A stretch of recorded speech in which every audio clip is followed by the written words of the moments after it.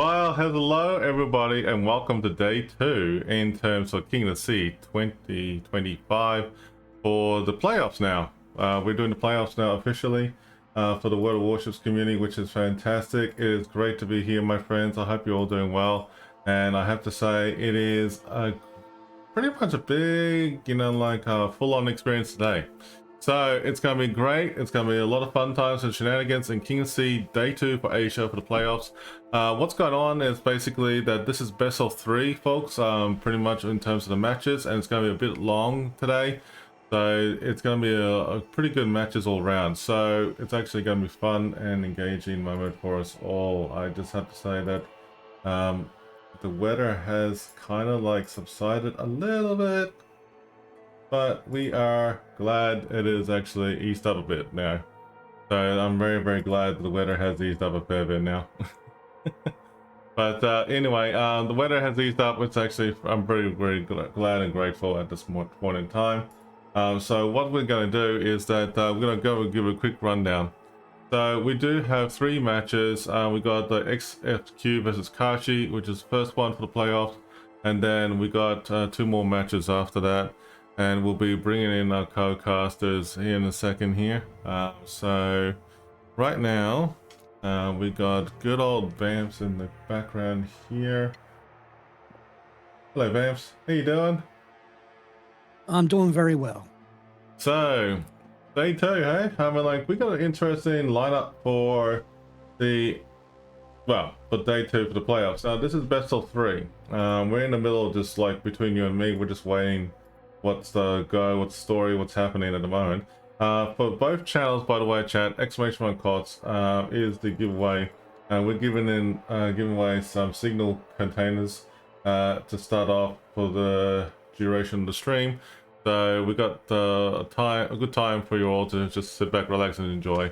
If we do have tiebreakers, I did voice up saying that we can do some tiebreakers later on tonight if we need to help the coverage, and it's all good. But yes, oh, but wait, Disco, that pin is wrong. We have to update the pin for you. Hang on, let me quickly get that remedied. Vamps, go ahead and talk about what's going on for the lineup today. I didn't really do a lot of checkup on that. Our first match is XFQ and Kashi. Yeah. That would be an interesting match, as Kashi has entered in KOTS many of times in the previous match. Yes. KOTS series. So that one's an interesting. So it's good to see returning teams and new teams. Yes, that's right. That is actually gonna be pretty interesting all around for both teams. I did do a quick check about how long these matches are going to be, and it's going to be like, yeah, there will be some breaks in between as well for tonight as well, folks. So first and foremost, big shout out and thanks to Angelus and also Sea Donkey for the raids, and also welcome everybody for those who just tuned in and resubscribed already as well too, and also thanks for the follows in advance. And King of the Sea code is officially started. Jump in the giveaway right now, and we'll be talking about that shortly. So Vamps, I mean, like, let's talk briefly about what happened yesterday, hey? I mean, like, it was actually very interesting how the tournaments went for all the matches we played. I mean, like, look, all the first, 5 matches we did cast, they're all best of 1 match, right? So that was just like a quick and easy runs. Which one did you think was pretty good, in your opinion, that you saw? Well, you really can't really tell because they were all really tight matches and quite balanced matches, actually. Yes. It was just interesting. It was the one that I found most interesting is basically when they played the Queen's Gambit. That one was the most interesting for me because that's not typically something you do see in KOTS. Yeah. I mean, like, that one there was actually a very interesting, very aggressive gameplay by both teams. That was, you know, last minute, you know, like moment. I mean, like at the beginning initial fight of that match that we're talking about, it looked like that they were going to deliberately flank on the right hand side, weren't they? At the time. Yes. It was just a matter of like when to execute it.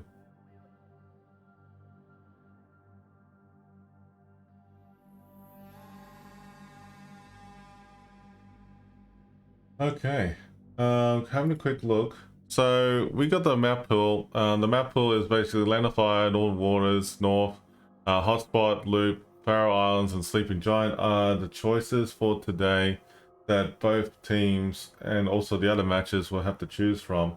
We're in the middle of triple checking of what's going on initially in terms of their decision making at this point in time.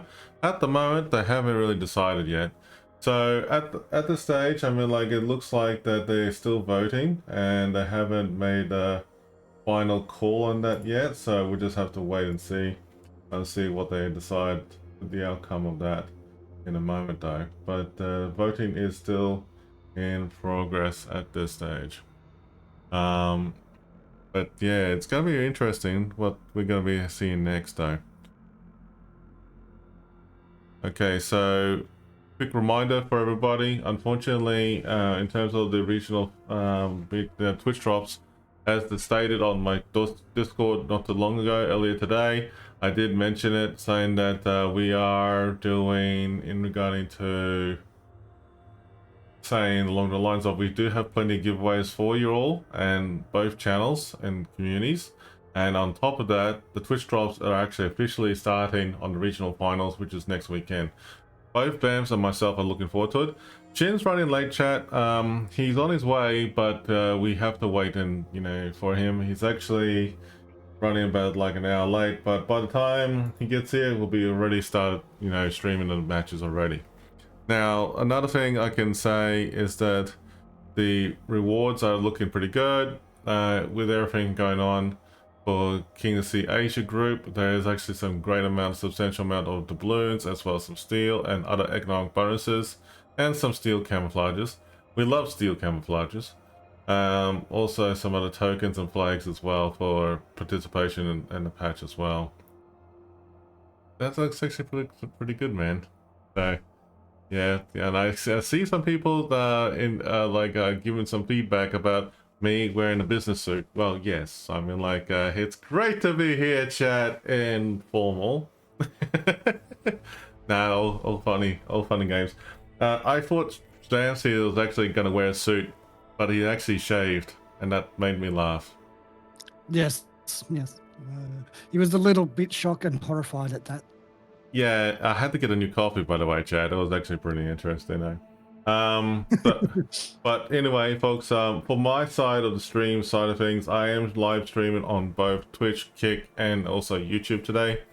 And also, after the stream, that the previous broadcast of this one for today will be online on YouTube for you all to peruse and watch, and also on Kick, and also on Twitch as well at your own time and pace. But it's all going to be fun in games and going forward here. But hopefully we'll be able to talk to you more soon. Now, with the videos, I will acknowledge that about the videos, it was actually kind of funny about that, because like they did say that, whoops, we did forget to include certain maps, and they have told us that by the regional finals they'll be all ready to go, so we have to get the pack downloaded and updated by then. But Vamps, All right. like you got something going on. Yeah, no, it looks like they have selected the banned ships maps now. Have they? I'll give you 1 second, I'll have a look with you. Alright, so let me just have a look. Alright, there's a lot of things going on today, Chad. So bear with us, please. It looks like we got a lot of things happening today. We do apologize that we are multitasking, trying to, you know, get everything all done, which is actually pretty cool. So today is the group playoffs, okay? So XFQ versus Kashi, and we looks like, ooh, okay, they got the interesting choices. Bams, would you mind running through with us and tell us what they have done there? All right, so XFQ has banned Brisbane and Napoli, and Kashi has banned the Minotaur and Siva. That's actually pretty good choices after what we have seen yesterday. So that could be a that we used quite a lot. That's the easiest way I could probably put that. So repeat it, what the ship's bans were? Brisbane, Minotaur, Napoli, and Siva. Okay, Minotaur, I'm just in the middle of updating it right now. Diva, and what was the other one? Brisbane, Minotaur, Napoli, Siva. Napoli, eh? That's a good choice at ban, and Siva. All right, I haven't finished. I didn't scroll down properly. Oh, did you? And yep, Prince Albert. We'll just go with that. I'm sorry for pronunciation of words. Prince Albert. Yeah, Prince Albert. Yep. Yeah. Yep. And Gdansk. And Gdansk. Okay. Yeah, interesting choices there, band. Okay. So what's the maps we got? We got Sleeping Giant. Okay, so let's just put these maps into play in their list here. Sleeping Giant, North. Okay, there's the second one, and then Faroe Islands. Good choices. Okay, so very good choices here. All right, so we're going to show you what the map pool looks like, what they've done there. So let's give it the best of 3. Okay, so there's the best of 3. Sleeping Giants, North, Faroe Islands are the choices they have chosen there, and the ship bans are pretty much there. But hang on, how many ships were there listed? Was it like 8 on both sides? 8. 4 from each side. So what was the 4 from Kashi? Minotaur, Sevastopol, Gdansk, and Brisbane. Ooh, the Sevastopol. You know, that's actually funny when they actually decided to ban the Sevastopol. Ah, interesting. And the 2 maps that are banned is Loop from XFQ and from Kashi, Land of Fire. Oh, come on. I wasn't looking forward to that. Okay, that's the recap. The maps from XFQ is banned for Loop and the Land of Fire. The 3 maps we're going to be seeing tonight are going to be Sleeping Giant, North, Faroe Islands, and then the ship bans are Brisbane, Minotaur, Napoli, Sphere, as well as Prince Albert, Gdansk, Minotaur, and Sevastopol. Interesting choices from both teams. It's quite interesting. Yeah, that's what I say. I mean, like, that's actually going to be very interesting going forward, though. Wow, okay. Alright, so we're just double checking on, you know, like, what the room details and everything like that. So, Vamps, with the choices, you know, like they've chosen here, I understand the Brisbane Minotaur, right? They're very good ships, glass cannon ships, you know, for what it's worth, you know, with all the mechanics they can provide. Prince Albert, we've been seeing a lot of that in KOTS this season. Hey, that ship's pretty good. Yes, that is correct. Yeah. And, okay, it looks like the Gdansk is another one. That's a good one, actually. That's actually a very good ship. I've seen. And what else am I missing? I've seen something there. Sevastopol. Sevastopol is very hard hitting. I can tell it's a bit of a glass cannon ship as well. But yeah, that's an interesting choice. And Napoli as well. Napoli, I understand secondary is a real pain with the smoke. Yeah. They can actually do a lot of damage. Yeah, Spear is very good too. Okay, so what we're going to do, chat, is that we're going to take 5, go to the Be Right Back screen in a second here, and see what is required of us to do for this match in a second here. So bear with us, we'll be right back.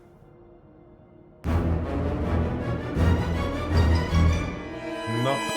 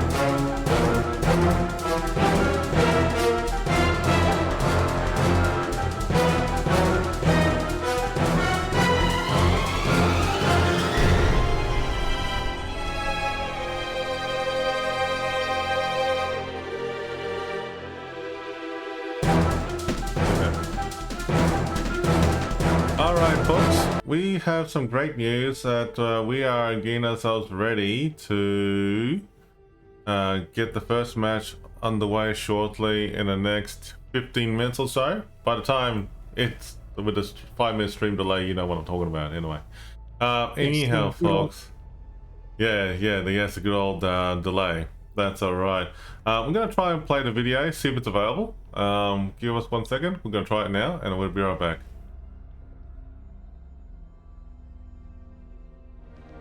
A colossal battle between opposing fleets will soon unfold here amongst the waters of the East China Sea. The residents of these islands will shortly bear witness to the thunder and flash of combat, and only one team will sail away victorious. This is Sleeping Giant. Sleeping Giant is a 48 by 48 kilometer domination-style map with 4 cap points running from west to east. The A cap is on the left, B is in the center, C and D are on the right. In this iteration, both teams' spawns have moved from a central position to a north and southwestern spawn position, offering a wealth of new strategies for teams to execute. Cap A on the left is fraught with danger, shifted from its previous position inside the Thunderdome to being centered on the tip of the island on the 1-2 line. A daring destroyer player can hug the island to take the cap quickly, but will face a treacherous journey to escape afterwards. In the center, capture Area B is just as perilous. Completely open with plenty of spaces for radar cruisers to hide nearby without being spotted, it's commonly left uncaptured until the mid and late game. Caps C and D on the right provide an intriguing choice to teams. Pick up just their home cap, deploying radar and kiting ships to protect it, or risk it all on a push down the 9-10 line to gain control over both caps and the potential win. Sleeping Giant has a long history in KOTS since its return in KOTS XIII. Many tightly contested and challenging matches have been fought on this map, which begs the question, who will be the victor this time? 18 ships, 2 teams, 1 victor. It's time to play Sleeping Giant.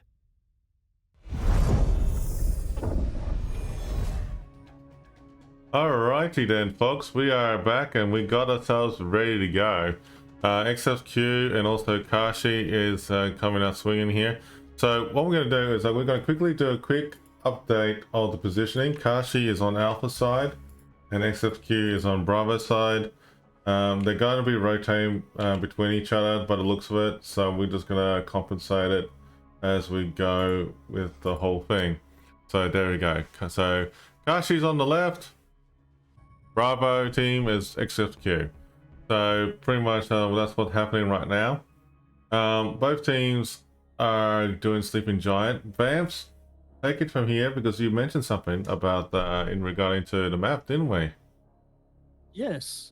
Well, I've actually just noticed, guys, this is one map we as streamers didn't get to see be played yesterday at all. Yeah, for yesterday. That was actually very interesting. I was wondering about that myself because I was wondering, if we missed a particular thing all round though. But it was pretty funny when I actually saw it. But the giveaway is started, folks. Make sure you're all following the channel, by the way, folks. We do check. Both Bamps and I are running giveaways. So make sure you jump on both channels and we're good to go. And if I do come across any issues I do have your Twitch username saved on an X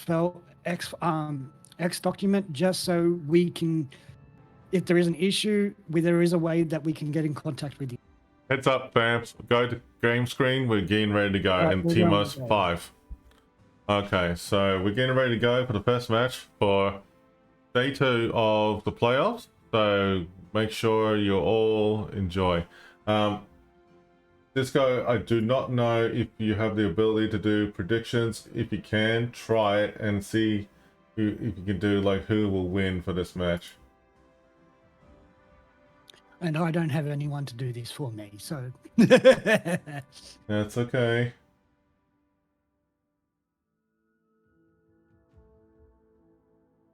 Well, we'll talk about it in the results of that anyway.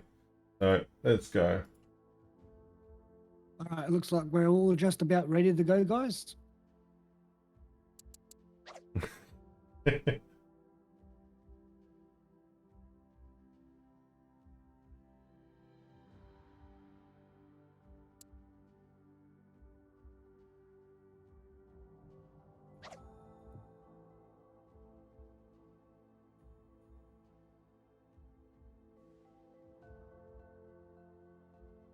Okay.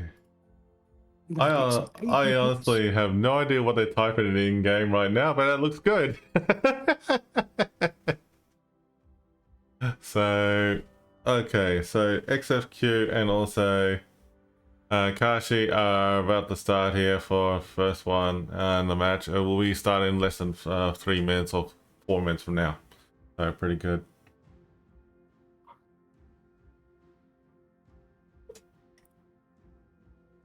So the matches are best of 3.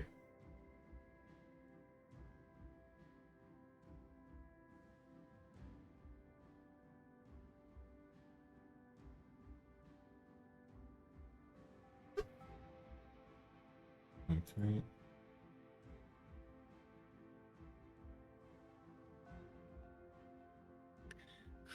Patiently waiting. And hello Shin, you just joined in time.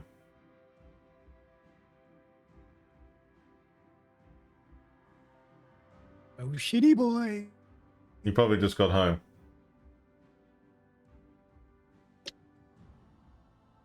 No, DC'd. That's okay. I think Shin will be joining us shortly. I got tagged about it, but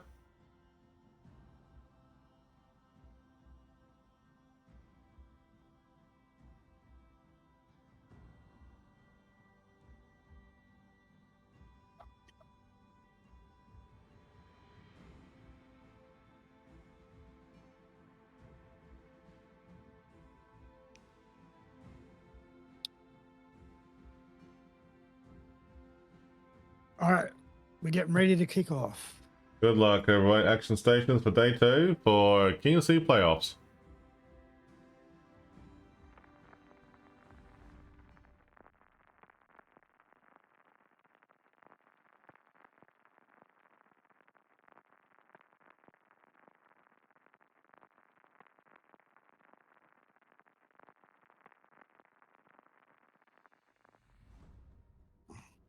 All right, so Kashi's come out swinging with the Ohio and the William D. Estret. Okay, and also the Moskva, Petro, Utrecht, Brisbane, Ohanye, or PBO for short, Gearing, Lafay, Yu Yang. XFQ come back with the Bongo Bourgogne. Nah, that's a good one. Des Moines, Puerto Rico, yeah. And Moskva, Utrecht, Shimakaze, Gumo, and Smarland. Release the baguettes. Exactly. Action stations. Okay, here we go. I'm gonna look at Kashi right real quick. So the gearing's got the leg mod up and running. Laffy is got a pretty good swell build right there. Same with Yu Yang. Moskva's got a leg mod. PBO is pretty good build there. Tanking build on the Ohio as well as the William the Airstrad. It's a battleship, yeah, of course. Yeah, very good choices. What's have you got on your side there, buddy? I don't get to see them mods.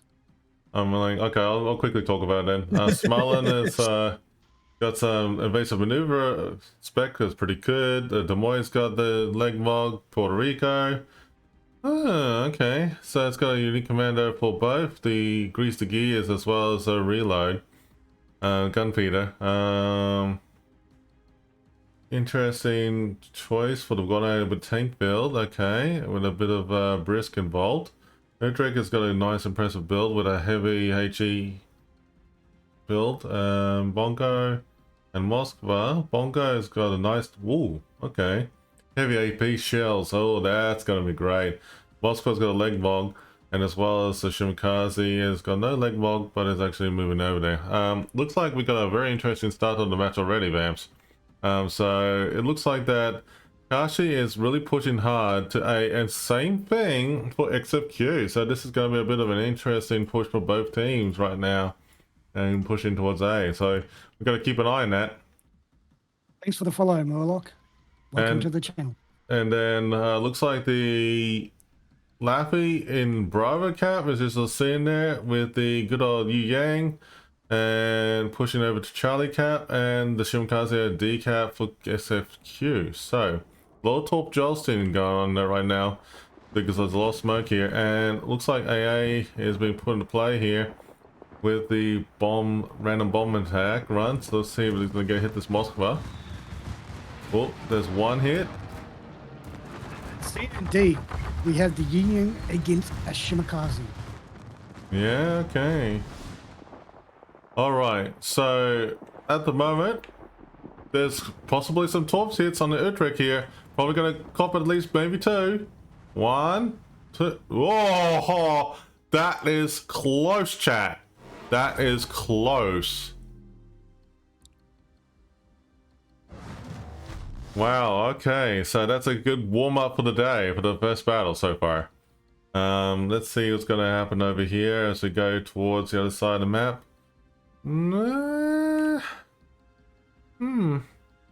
All the action's going to be at A cap right now. Yeah, I got my focus on that right now. Let's go over here, back into the swing of things here. Oh, there's a lot of fighting going on here.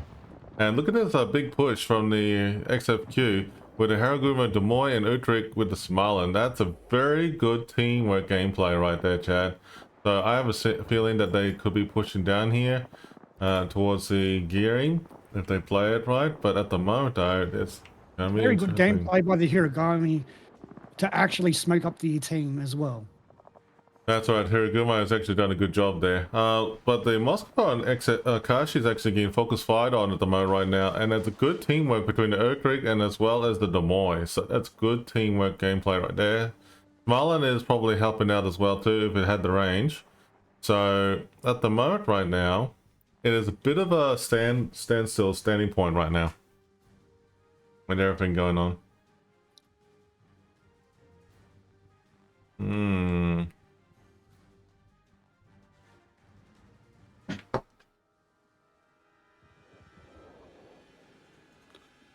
Well, for this first match, I'm expecting to be more or less a bit more stalemate than actual fighting for the first match. You're thinking so, are you? Okay, that's actually not a bad call on that one. All right, here's a fun fact that my AI bot just told me. Did you know the Shimakaze was once Japan's fastest destroyer? She could hit over 40 knots, perfect for daring maneuvers like we are seeing now. Oh, there's Thompson coming onto the gearing right now, but I don't think it's aiming for the gearing. I think that's aiming more about what's in smoke at the moment. And the PVO, if it's not careful, they should move. Luckily, looks like the gearing has probably detected the torps and actually just alerted their teammates. So that's good.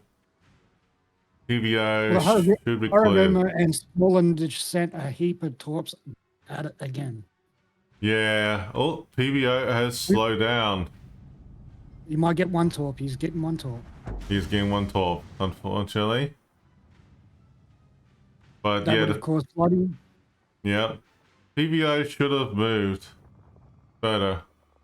But that's okay. Oh, speaking about that, you're right about the incoming torps though. There's a lot of fight with the Yu Yang and the Shimakaze. We're missing out a little bit over there. Let's see. I already moved over there. But the Bongo is also shooting the Yin Yang now. So. Oof.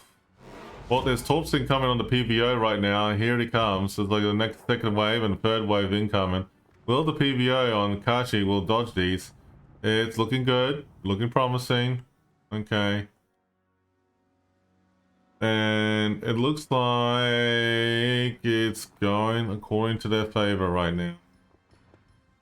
So let's go ahead and move over towards the other side and the DNC cap and see what's happening.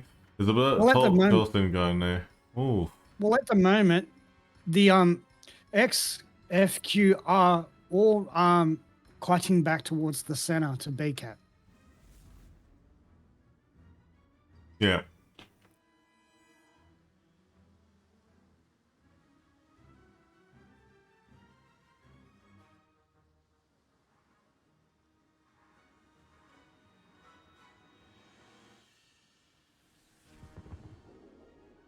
Okay. Looks like the Shimakaze and Yu Yang are still exchanging fire between each other. But the bomb guys come in hot with a bit of a HE salvo and just swinging a miss. And Ohio is shooting the Shimakaze. Ooh. Hello there. Welcome, Shin. Okay. This Puerto Rico on XFQ, on the other hand, is actually getting focus fire on with the Moskva's radar, and also William the Earth is actually doing a good job of dropping the bombs on top of it. So we're just watching this real quick, see if he's going to get any more precise hits on this one. Maybe not. He looks like he's going to most likely burn to death. Yeah, it looks like this Puerto Rico is getting absolutely farmed down by the Utrecht, the PBO, the everybody. There's crossfire going from the Puerto Rico now and Ohio. Petropavlovsk is actually doing the same thing as well. That's like, yeah, that's great combination teamwork right there from both teams at the moment. Let's see Kashi actually really focusing fire together. Kashi's Laffy's in a lot of trouble being shot by 3 different ships here. Yep. Moskva, Haraguna, and Utrecht. Yep, that Laffy is really in trouble. He's actually pumping out his smoke right now. He's actually trying to get out there quickly as fast as possible.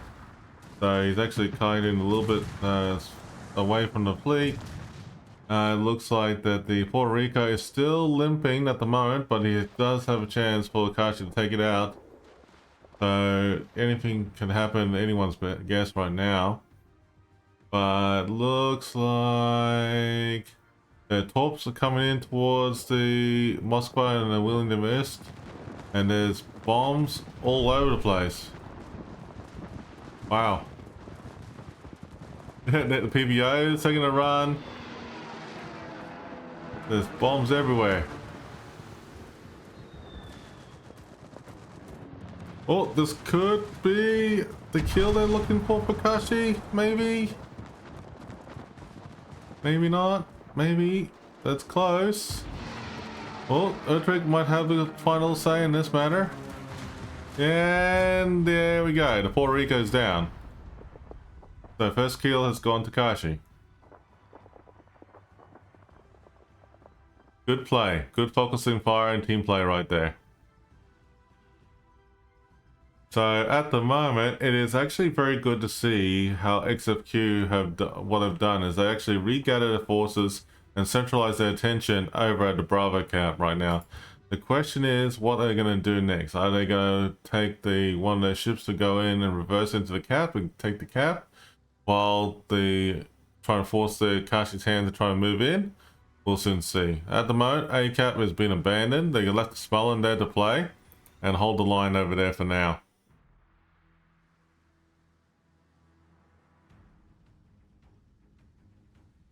And thank you for the raid there, 99 Destroyer. XFQ is capturing the cap now. Oh, look at these torps homing in on the Yang. Will this Yang dodge those torps? I think so. That was close. How about the Ohio? Ohio might cop something. You just take one in the rear. Okay. So there was some impressive torp jostling by the Shimakaze just a moment there. Trigger mode from XFQ is now being focused. Yes, that's what I've noticed as well too. So it's interesting to see how the Petropavlovsk got actually bongoed just a second ago by XFQ. So looks like there's some bombs going on, homing in on the Petropavlovsk. Bogana is taking point. This is a bit of a gamble here that we're seeing. The Moy on XFQ is actually hanging back and taking point and farming the PVO. The Smolin and Gearing are working and exchanging crossfire between each other at the stage. And it looks like the XFQ Smolin might die from the Gearing here, because he's got the Utrecht farming him as well. Well, the Burgoyne's got to be careful right here. You got the Petro right on his flank, and his guns are pointing the other direction here. Not sure what the XFQ is trying to do here with the Demoy actually pushing in hard towards the PBO with a lot of HE spamming, and he's actually got the gearing around the corner as well. He probably hasn't detected yet. He's got acoustics up and running now, so you will detect that gearing in a second. But it's actually going to be interesting. He's just trying to stop the cap points. That's all it was. There it was, and then there you go. It looks like the Team Alpha has won. Nice, nice, nice. So Team Alpha is Kashi, by the looks of it. Yeah. So Kashi, that is actually a very good win there. That's very nice, very nice. Well, very impressive.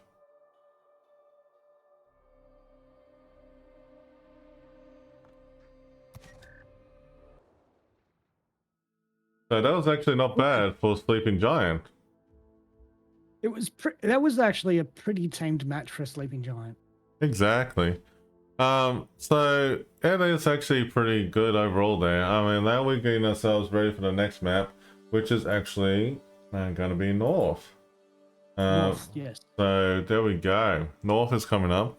Just quickly remind everybody about regarding to the ban. So basically, Kashi and also XFQ have banned a whole heap of lists. Brisbane Minotaurs, Prince Albert, the Judans, Napoli, Sphere, and also Sevastopol. And don't forget the Napoli as well too. Thanks everybody for the follows and the raid so far, and we are gonna give a quick outcome for that one for the prediction for Kashi. So great job for Kashi that won there all round. Alright, so we're gonna go ahead and start off with the next prediction here. Who will win this match? I think we're gonna see a bit of a change, maybe. Who knows? I mean, like, it could be a good thing. If that might, you know, that might bounce back. Who knows? Alrighty, guys, I'm going to do the first draw on my side of the stream. Please do remind to be following the channel and actually comment in the text box. Otherwise, I can't give you the code, and I will allow 5 minutes, but due to the delay. All right, here's the first entry. Murloc, let me know if you're in the chat. While that's happening, I'll do mine as well. Cool TK 63 message me on Twitch or Discord, and I'll give you time to reply. Alright, so Cool TK 63, you won the giveaway for the King of Sea code. Message me on Twitch. One of my moderators will ping you to remind you, and we'll get back to you. Alright, so we're going to go ahead and get ourselves in the Be Right Back screen. Oh, actually, no, we're going to play the video. Let's see if the video works. 3, 2, 1. The rocky shores of the North Sea comprise the setting for a titanic clash of enemy fleets. These tall evergreens and mossy rocks will soon bear witness to the deafening sounds of battle as two teams vie for dominance of the ocean. This is North. North is a 48 by 48 kilometer domination style map with 5 cap points running from west to east. The A and B cap are on the left, C is in the center, D is located on the 7-8 line, and E is on the right. In this new variant, the spawn points for the teams have been moved from a central position to a north and southeastern position on the map. Cap A and B on the left are the most open and accessible on the board, although located the furthest away from the spawns. There are plenty of ways in and out for destroyers, and there aren't many places for radar cruisers to hide nearby. As the smallest capture area on the board, the most common access to Cap C comes from due north or south, but there is a small access via a channel between the islands on the eastern edge. Radar cruisers can sit on the islands to the north or south of the cap and deny the claiming of this cap until the mid to late game. Cap D provides a challenge for both teams. The islands around the capture point allow cruisers to sit on nearby islands with relative safety, and will likely require teams to position ships to the far east or to push down the channel between the C and D caps to dislodge ships stationed on the islands surrounding D. In this iteration, further to the east, Cap E is shifted to the edge of the map, featuring multiple islands that provide cover. Typically, teams can be seen pushing battleships or cruisers up the line to try to claim domination over the cap. However, the many islands within the E cap provide plenty of cover for cruisers to sit inside of the cap and become an anchor point for both teams. 18 ships, 2 teams, 1 victor. It's time to play North. All right, we're back. We're gonna get ourselves ready for the next match shortly. So we're gonna go ahead and bring that live game right now. So North is gonna be a pretty good one, eh? Is what they're gonna plan to do.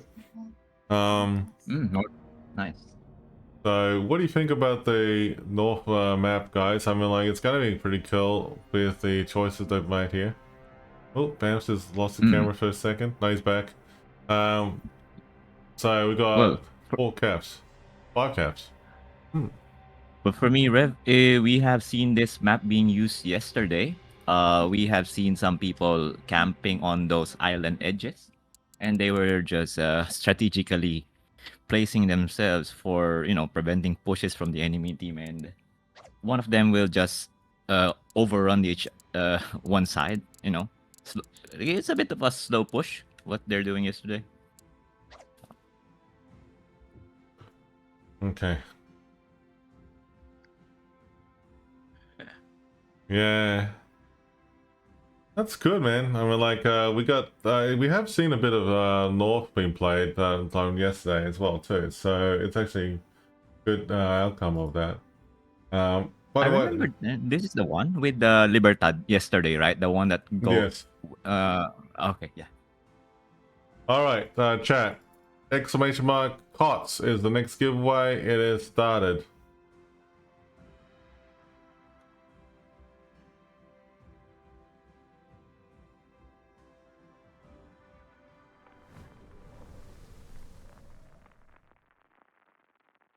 I wonder if the code already works. I haven't seen it yet. It should. I was talking to one of the KOTS not KOTS commentators, KOTS coordinators about that. Should be all right now. Okay. So it should be okay now. Okay. So we got the Kashi come out with a Sabir, William the Erst, as well as San Martin, Des Moines, Salem, Utrecht, PVO, 2 Laffies, whereas XFQ have come back swing with the Sabir Bongo combo with the Des Moines, Salem, Petro, Marseille, Gearing, Marceau. 3 destroyers on one team. Yeah. All right, let's go have a look and see what's involved here. Let's go ahead and bring the builds. All right, so we've got Petrol Hogloss. It's got the leg mod with that, and then it's actually got a good setup right there, which is actually very nice. Des Moines also got a leg mod. It's also got a good setup with the grease the gears. Okay, that's nice. Sabir's got a good tanking build with secondaries. That thing rocks. The Bongo, on the other hand, same for the tanking build. No heavy AP built in this spec, but okay, that's an interesting choice. Salem has just got a standard build as on its own. Gearing's got a leg mod as well as Marseille. No, Marseille doesn't have it, but it's actually a good consumable build as well. And the Marceau doesn't have a leg mod or anything, but it does have like good evasive maneuver spec going on as well. Let's have a look and see what we got there with the Laffy. Laffy, on the other hand, on the Kashi team, has actually got a standard evasive maneuver build with the San Martin with a good consumable build. The Moi got some like leg mod as well, which is pretty nice. William Demers has got a more of a tanking build, which is alright. The other Laffy has only got IFHE, which is alright. Oh, interesting. Okay, that's an interesting choice there. Utrecht has actually got a pretty much a good like HE slash heavy AP or HE build there, which is nice. PVOs, I got a pretty good build as well, and also Salem. So interesting what's going to happen here. Oh, hang on, we got action already. Des Moines has actually spotted the Marceau by XFQ.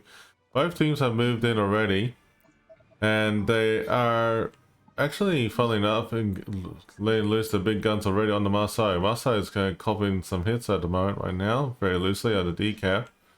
But it looks like at this stage that so KOTS XVIII is actually really moving in towards the E side of things, so that's actually pretty full on. Whereas over here in the Bravo cap, the XFQ group is actually pushing in, and they are actually loosely hanging over at the Charlie cap over there at the bottom. So actually pretty cool there.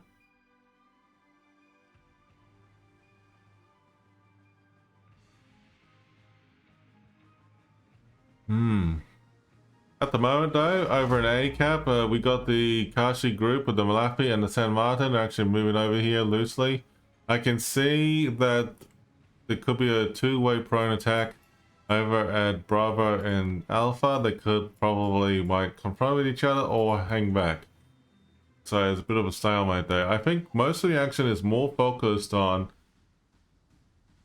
Ooh, the Laffy on Kashi just copped the top. Ouch. For the Marceau, that was not good. I like your coloring thingy, Revan, the one with the MS Paint looking thing. Yeah, that MS Paint feature that they have is actually very, very handy. Let me just have a look and see very carefully though. Oh, okay, so this is actually very interesting. The Marceau, let's see, what does Marceau got? Marceau's got... Okay, so pretty good build right there. He could outmaneuver the Laffy if he wanted to, but the Laffy... Ooh, okay. Yeah, interesting choice. Interesting choice.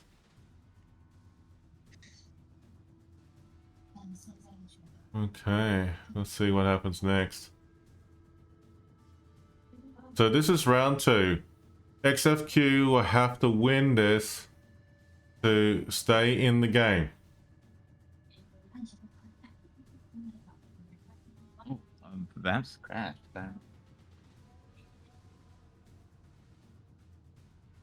That's why he's quiet.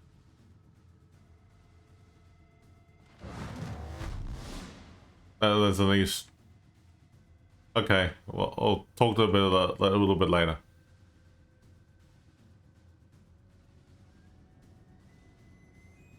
Okay. Alright, Sabir is actually just hanging in there for a moment.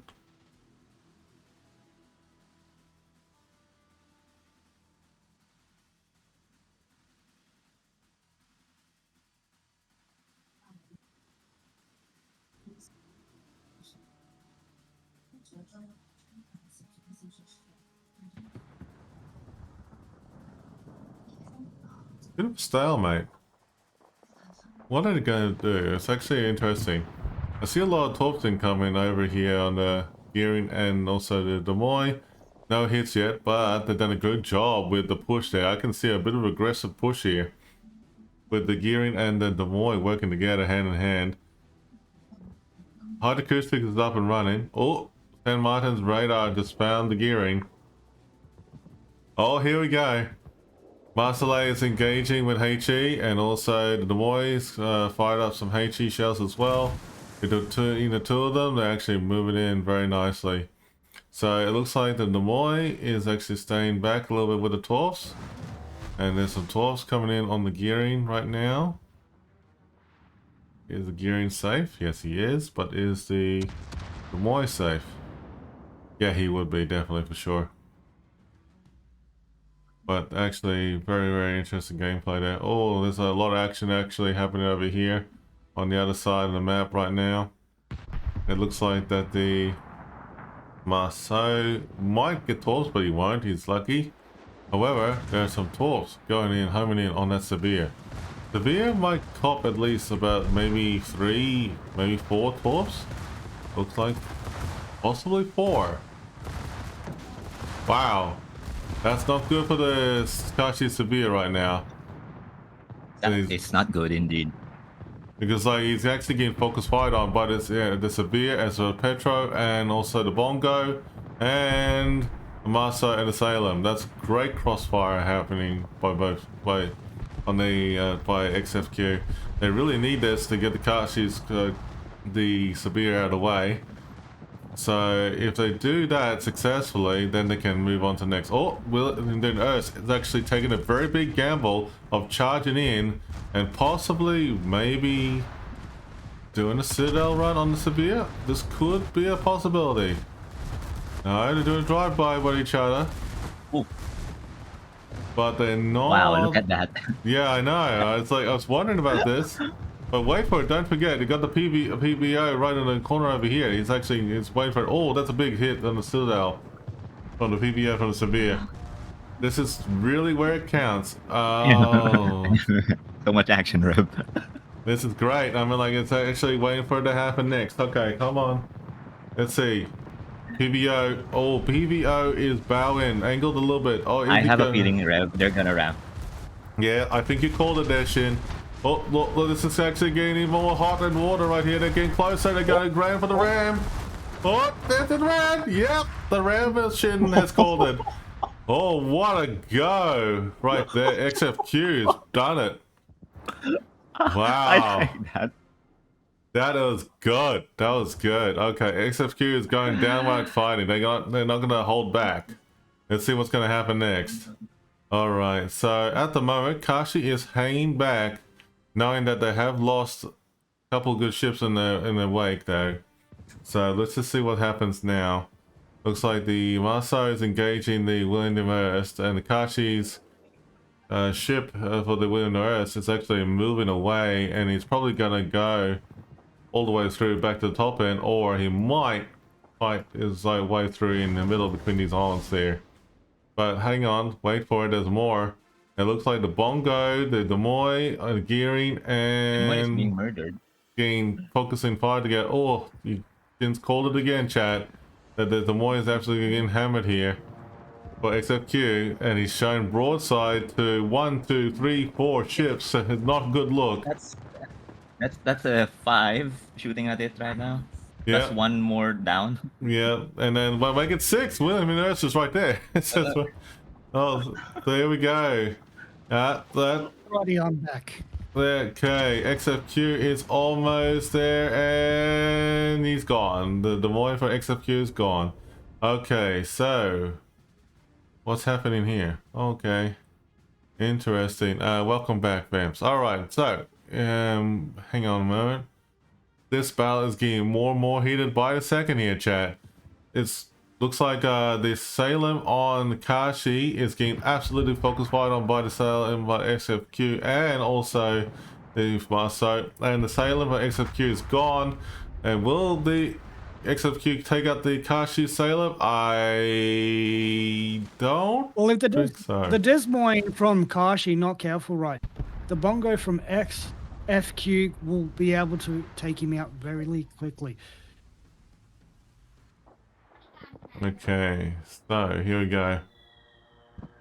The Kashi Desmoine is pushing up on the Bongo. Yep. Oh, what a hit! Who hit that guy? That was a slap and a half on the Bongo. Man, I think it's a William Nurse, maybe. Must have been. Nah, I don't think so, because the William Nurse was actually a bit too angled behind the island, and probably doesn't have the leverage of it over the island. San Martin? No, I don't think it's San Martin. Maybe Utrecht? Maybe? I don't know. I didn't see that. So unfortunately I didn't have the chance to see that properly. But anyway, the Wind the Earth is actually right in the rear attacking the Bongo. That sounded wrong. Okay, let's move it on. Here we go. He is being bombed. He's being shelled and focus fired on by everything. and he has been hit by those bombs for a lot of damage. Yeah, and looks like Kashi has Yeesh. dominated Won. that battle. Yes, That was very much so. very good I like gameplay. this game. That was a very good battle right there by Kashi, man. That was a very good battle by Kashi. But XFQ did a very good job of trying to bounce back into it as well. So good job to both teams. Well done. Well played.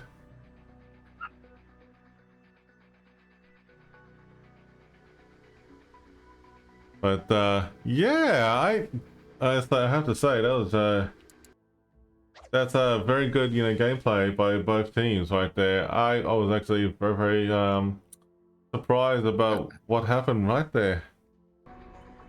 Yeah, sorry guys, I was a bit preoccupied. Yeah, Yes, back up take and your running. time, Vamps. Take your time. All good, mate. I mean, like, it's good to see you back. That's the main thing. That's all good. Okay, so, with that being said, it looks like we might have a tiebreaker opportunity, maybe. Maybe. But yeah, it looks like it's very nice. Okay, so we are available for a possible tiebreaker at the moment. So I'm just going to quickly let one of the refs know, and then we will take it from there shortly. So folks, jump into giveaways, everybody. Good to see you all. Thank you very much, and we'll be right with you in a second here. So okay, first things first, what we're going to do is going to do the giveaway on my channel real fast. Vamps has just come back online, so don't worry, he's here, folks. That's okay. We're going to draw the giveaway now for the next winner. Make sure you are following the channel, and I believe that this person The children is are the future. this person is here, so make sure you follow the channel to win the giveaway as well. So congratulations to that lovely winner right there, to Maple Leaf Dal. I like that name, by the way. It's pretty cool. So it's actually pretty cool. I like it. I like it. All right, so let's go ahead and get that all sorted out for you. So congratulations, my friend, and message me on Twitch and I'll give you a code, okay? Okay, we're gonna take 5, go be right back screen, and then wait for the next match to be assembled together. All right, see you soon, chat.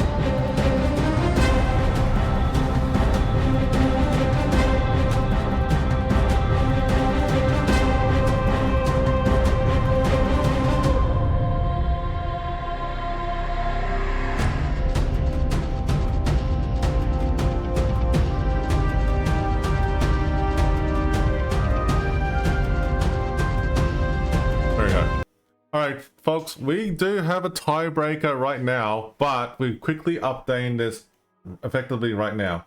So it is YYUT versus Azuma. Azuma is on Alpha Cap, and then we have YYUT on Bravo Cap at the moment.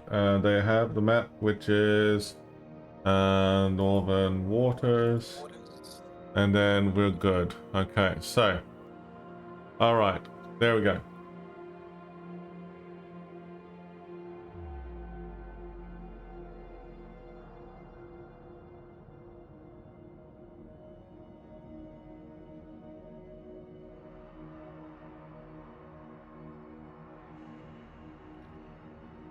Okay, so I just had to quickly explain that the co-caster is actually in the background with me, so that's okay, all good. Okay, moving on. Okay, so YYUT versus Zuma. It's a map right now. We are playing the replay video. No, not replay video. We'll play the video intro now real quick, but we can't because the battle started. Let's go. Well, right. this match is Tiebreaker 1-1 YYUT and also Azuma. YYUT has brought out a Libertad for Shin. Yay! Kremlin, as well as the Puerto Ricos,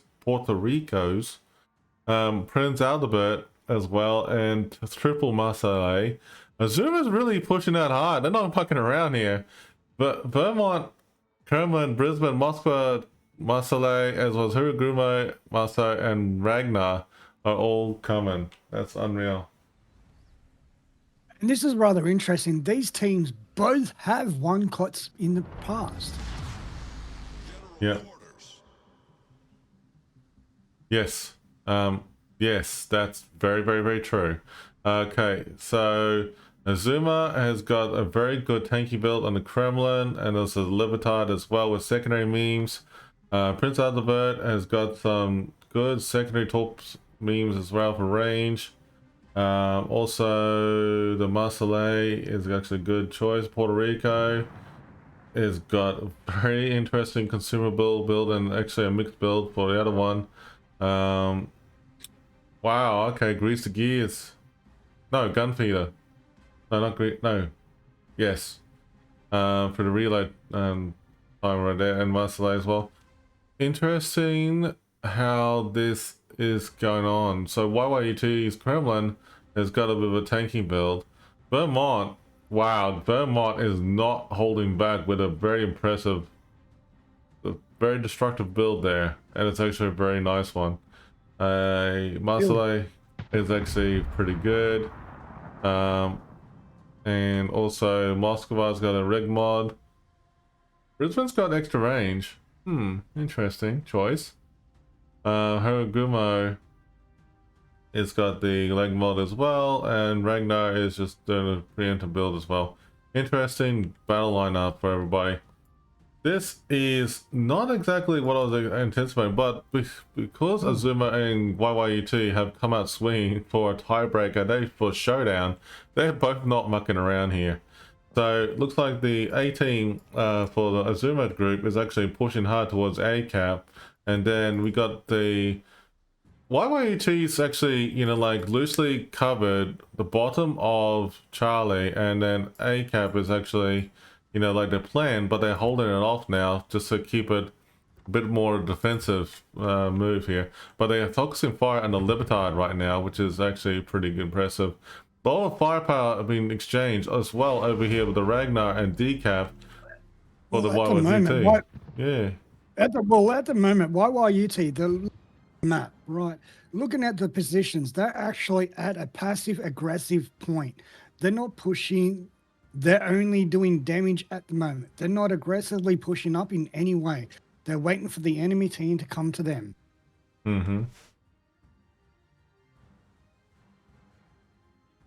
Unreal, man.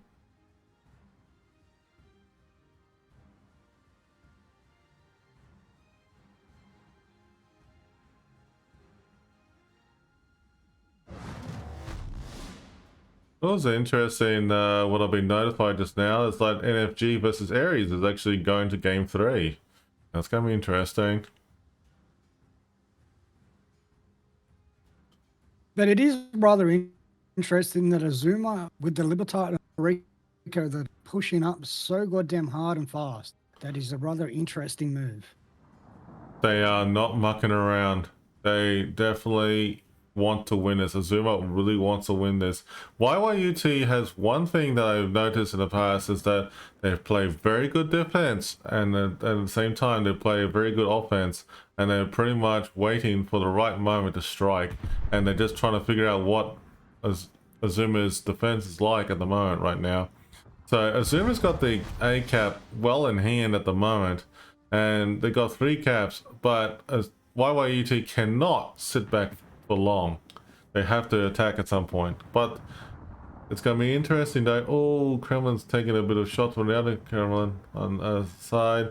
Crossfiring on the YYUT's Kremlin happening from the Libertad. So this is actually going to be interesting in going forward here with this match.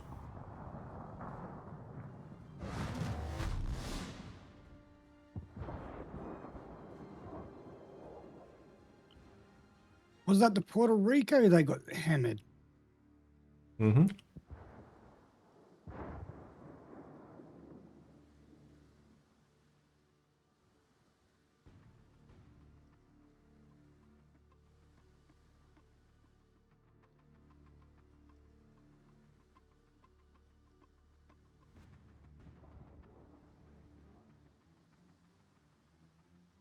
All right, okay. I see that the two Marcellis are starting to kite back towards B from YYUT. Yep. Kremlin's pushing forward. Whether they're using the Kremlin as a sacrifice or a decoy is still yet to be decided.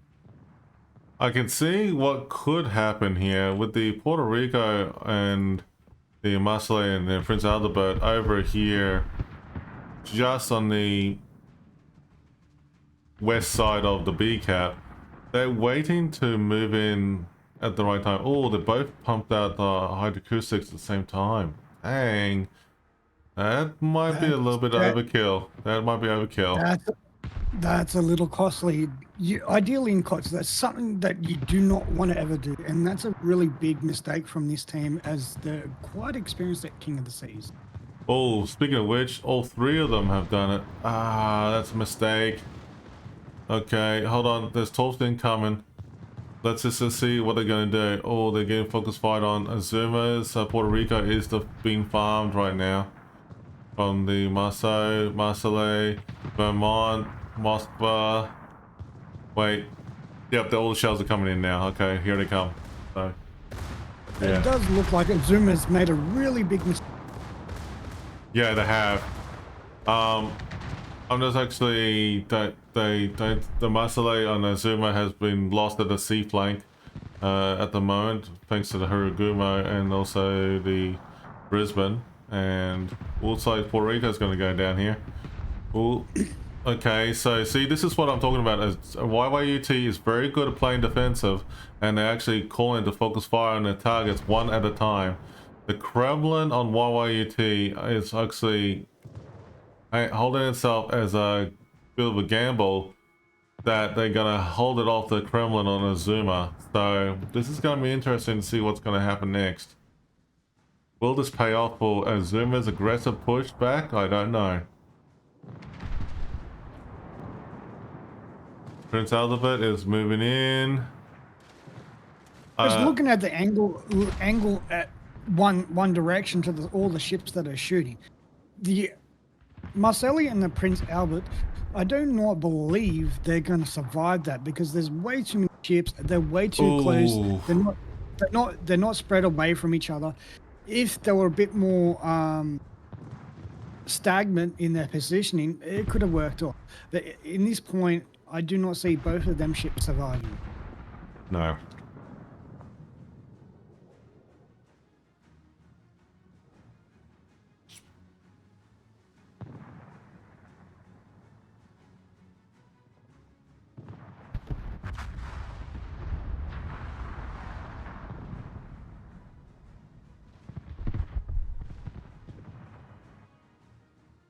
Okay. This is And this is also the other weird thing. YYUT are basically are border humping the border, and they are still taking out the Azuma ships quite easily. And if You know, to be fair, that this is very common on Asia server to see this tactic being played out in terms of random battles as well. So we have seen this on numerous occasions on Asia server that actually the plan usually happens is that you lure the enemy closer to you and they all farm it together at one go. It is a bit you know, like how are we gonna word this? In some ways, if you're used to like a fast-paced action, it doesn't happen that way. It is actually can be dragged out, and you know, to be honest, YYT's idea, planning behind it, is very effective, and I can see it happening. Wow, that's actually some aggressive action here going on here. Look at this. It's really paying off, like legitimately paying off, because like they're literally just hanging off there, and they're just forcing Azuma's hand to push in. And Azuma's actually, wow, Aldabet's actually smacked there. Oh. And that has paid off for YYUT. right, so back over at ACAP, the two Kremlins are going at it. Oh, they are too. And wait a minute. This is interesting. That what the Zumas tried, yeah, like run away from YYUT. Ideally, in this situation, due to the numbers on the side, YYUT Kremlin will most likely ram the Azuma Kremlin. True. Oh, he slowed down. And there you go.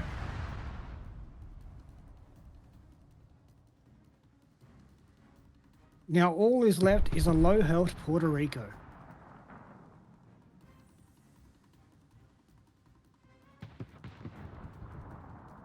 And the Vermont has taken its final shot at it. Yeah. And there you go. It looks like the Bravo team have claimed it. YYUT has done a fantastic job there. That was unexpected, but very clever for YYUT. That was very well done there, I have to say, for both teams there. And wow, that was a very interesting battle for tiebreaker there between YYUT and Azuma there. Very, very well played there. Very well played. It's very well played. It is a very common tactic with YYT where they will go up to a certain point, draw the enemy in to a certain point, and then they retreat to the same point. And they'll quite easily take out one ship at a time.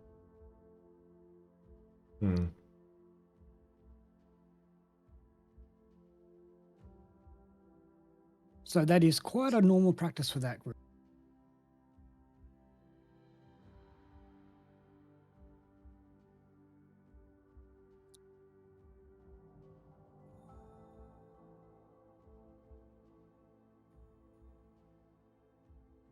That was actually very well played there. Okay. So that was the tiebreaker done for that one. I am triple checking about anything else though. It looks like that anything could be happening. Oh, okay. No worries. Alright, cool. I mean, like, we just noticed that game 3 is all done. I mean, like, we'll just wait and see what happens next. I mean, like, we're just waiting for possible another tiebreaker. Who knows? I mean, like, we'll just have to wait. But give us a couple minutes, chat. We'll be right with you in a second.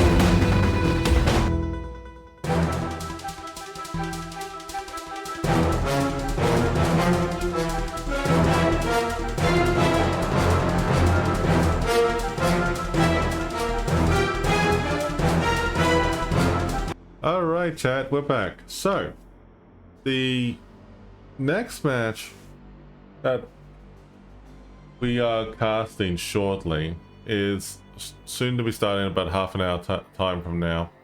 It is going to be between CK as well as iStar, and both of them are very good teams, which is going to be great.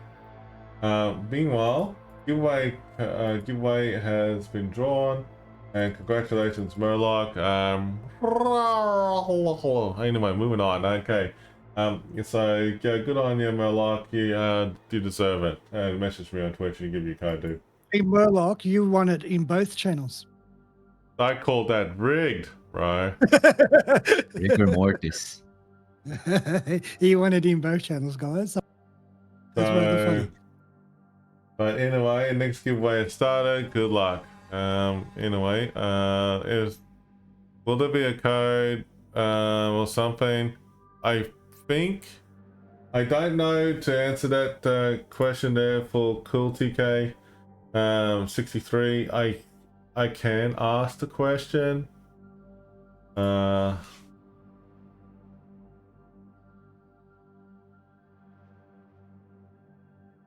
can ask the question for about that, but at the moment the official Twitch drops are next weekend.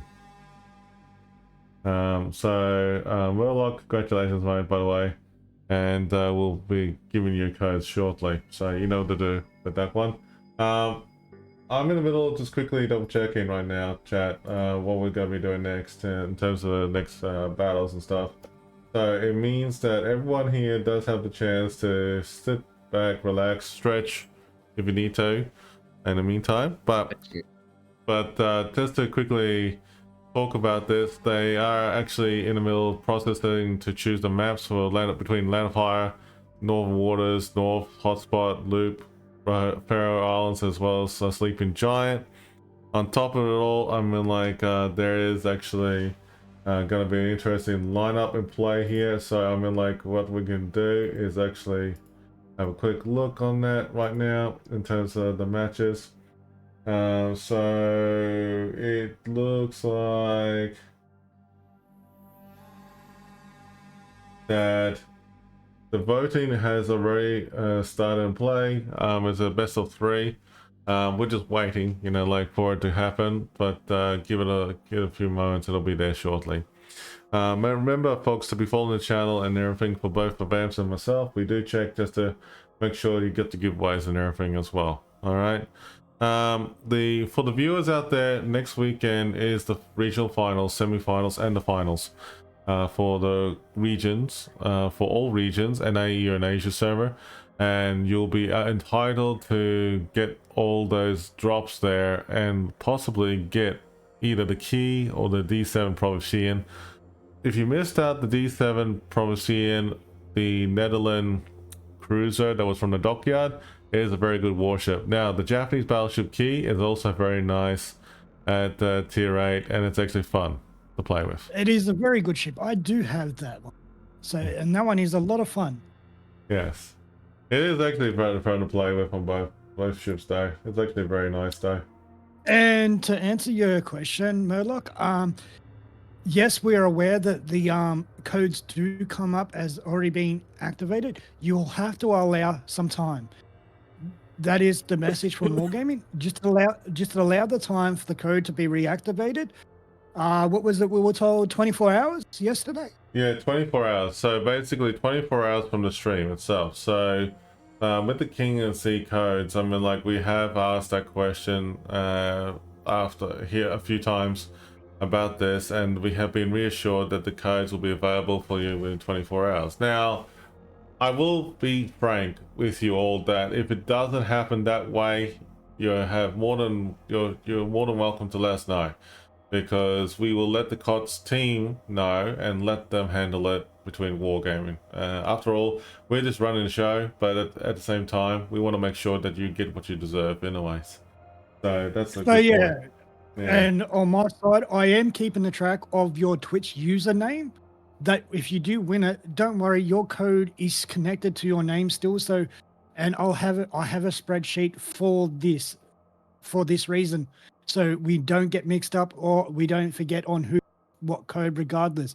So if I've got your name on a spreadsheet on my computer, therefore you are guaranteed to still get the code at one quarter. Exactly. All right, so we're gonna take 5 chat. We're gonna be right back, and then we'll see you all soon, and we'll start talking about the matches and the bands and everything shortly. Switch your guys.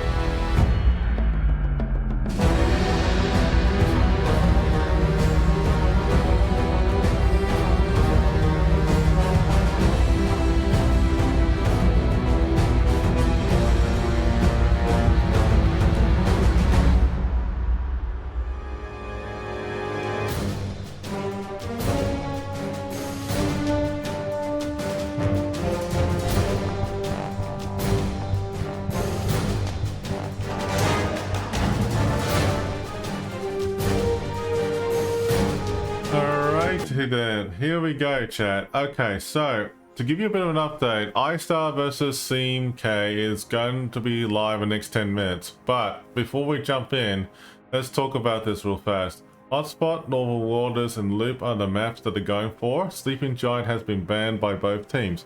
But wait for it. This is a little bit different with the ship bans. So there are 2 ships that are not listed here that we could not add on there, so it'll be fixed by the regionals. But Bamps, can you run it through with us what they have done? All right, so SEAMK has Kremlin, Napoli, Petro, and Laffy have been banned from that team. Yeah. So iStar is Brisbane, Bongo, Colbert, and Sabir. All right, so that's the list that's officially been announced. What we're going to do is that we're going to play the video for Hotspot if it's available. Let's try it, and then we'll be right back. Hold on 1 second, chat. Amidst the treacherous islands and turbulent waters of the South Pacific lies an archipelago that will soon become the stage for an epic confrontation between enemy fleets. These scenic islands will reverberate with the clashing of steel and the roar of naval artillery that can only be matched by the volcano that looms over the area. This is Hotspot. Hotspot is a 48 by 48 kilometer domination style map with 4 cap points running from west to east. The A and B cap are on the left, C is in the center, and D is on the right.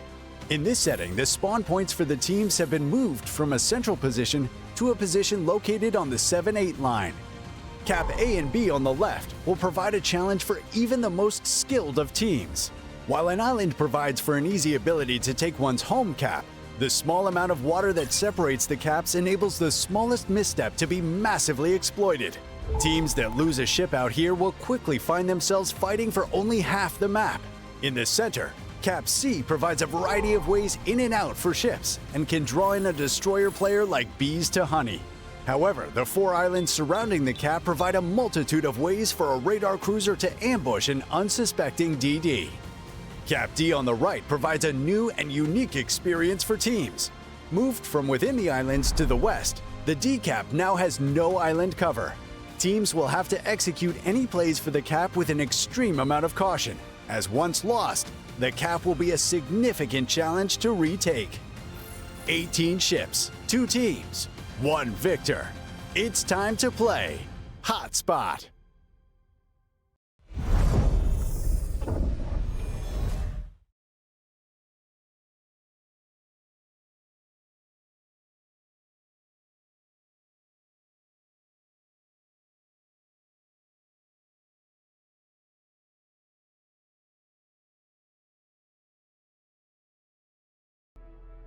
Okay. Sorry about that, folks. We had a bit of a minor delay about what has been going on there. We're just double checking and seeing what the teams are doing. They are saying 5 minutes from now. Okay, thereabouts. Okay, cool, awesome. So pretty much that the map that they chose for Hotspot, I mean, like, it's actually a very good map all around for King of the Sea for the previous years, and it has been for this year as well too. With 4 caps, 2 teams, 1 purpose. Someone's going to win this. So it's going to be interesting to see how they play it out. We're going to fire up the prediction now for all to vote on. So let's go ahead and see with this one. I'm going to put the iStar and also Team K here. We're going to give everyone a chance to redeem it and then take it from there. But good luck to everyone in there, and I hopefully will be an interesting outcome. I don't know about you, but this is actually pretty cool. So everyone, don't forget to do !KOTS to join into the giveaways. And with the Twitch drops, they aren't being activated this weekend. They are being activated for next week. yes, so next weekend there's the Twitch drops for that sort of thing. Yeah, for those who are just like aware of my stream as well, I did put in the title that the drops are actually not active this weekend, but next weekend there are. So it's okay. Don't worry. Don't stress because you get an opportunity to do it. Thanks to Shin and also Vance for joining today. It's greatly appreciated. So we're just waiting for the next thing to come to play here. So we're going to take 5 here. 2 minutes. 2 minutes. 2-minute warning, guys. 2-minute warning. We'll go to game screen. All right, game screen it is. We're going to get ready. And let's say streamers ready.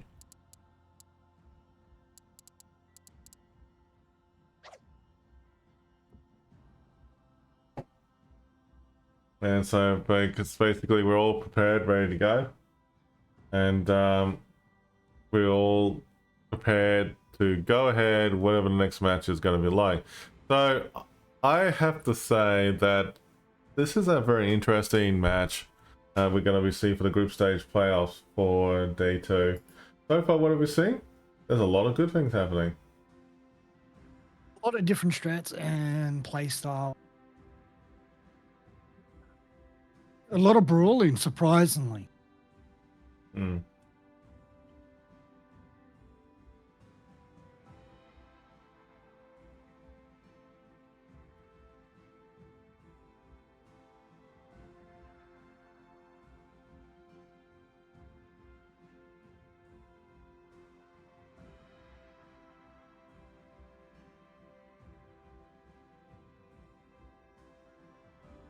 Okay, so we're just waiting for it. They look like they're both ready.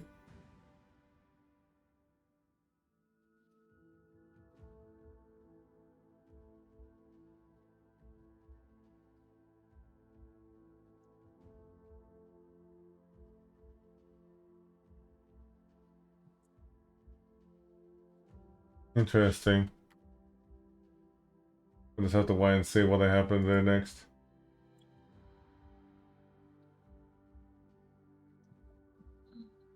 Alright.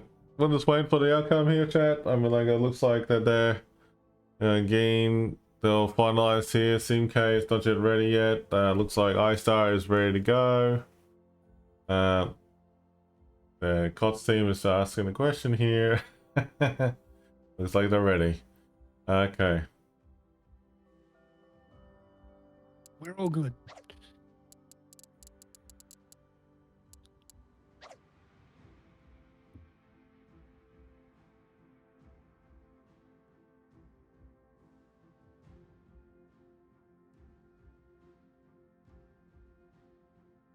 We should be about to kick off, guys. Yep, that's pretty much it. I mean, like, we're less than a minute away here, so it's gonna happen sooner or later. Here we go. Looks like Ankins away. Action stations, round 1. 1. Yes, yes, yes, yes. That is true. And we're off. Alright, here we go, chat. Let the fun begin. Alright, so iStar has come out with a Libertad to Vincent Moskva defense. Hey, that's different. Marseille, as well as the Venecia, Daring, and Yu Yang. That's actually pretty cool. And also the Ragnar. And wait for it. The Libertad, William D. Erst, and also Puerto Rico, Moskva, Marseille, PBOs, and the Shimakaze Kassad are coming back from SimK. Interesting choices. Let me just have a look and see what we've got involved here with all the builds and everything here. So give me a second. Alright, so PBO on SimK Div has actually got a very good hard-hitting builds on all 2 of them at the moment. William the Earth has actually got a good tanky build. Libertad has got a very good secondary meme build right there. Moskva's got a good build of its own with the leg mod right there. Marseille has no leg mod, but it's got a pretty standard ordinary build there with grease the gears. It looks like the Kassad has got a good build of its own for detecting torps and the enemy IFHE as well. So let's just see what we got over here for the enemy team. It looks like for iStar, it's got a Venecia. We got a standard build. The Yu Yang's got a good torp build and IFHE. Daring, and it's got a good evasive maneuver build. Legmark on the Moskva. Ragnar is got a pretty standard build, with Adrenaline Rush is a pretty good buff right there. Marseille has actually got a good Adrenaline Rush and Grease the Gears build. Not Grease the Gears. Yeah, it is Grease the Gears. St. Vincent is actually a very good tanking build and also brisk involved. Defense is actually a very nice build of its own. And the Libertad has got a good secondary medium build. Alright, this is going to be actually pretty interesting to see how they're going to plan this out for this match. It looks like that iStar is taking the Libertad on one side of the island over here and then pushing hard towards the decap and is holding out as well too. But they're also sending the Daring and the Moskva to work together side by side to focus on the C cap with the arm protection there. It's actually interesting to notice that the defense, the St. Vincent and the Marseille are pushing over to A cap alongside with the Ragnar. No injury boost well, there's only one injury boost being used, and that's the Yu Yang. But everything else is all, kept in play here. Well, at the moment, also the iStar, they're pretty heavy on the C cap. Yeah, that's what it's pretty interesting as well too. It's interesting they have two ships to focus in the middle there. Let's see, there's torp jostling going on here. Well, this could be a bit of a mistake for iStar or Yu Yang to cop the teammates torp here. And yep, they just copped one. So that gives a little bit away the positioning for the enemy team if they saw it. But Daring has a torp incoming. It might just miss him. Oh, there's a lot of shots fired on the Libertad at long range on the iStar at the moment, and it looks like everybody's focusing fire on that. It looks like a lot of action happening all over the place. See, A cap and B cap is really stalemate. I mean, like at the moment, you got like the Ragnar and the Marseille could ideally take the cap and probably push it in a little bit towards inside.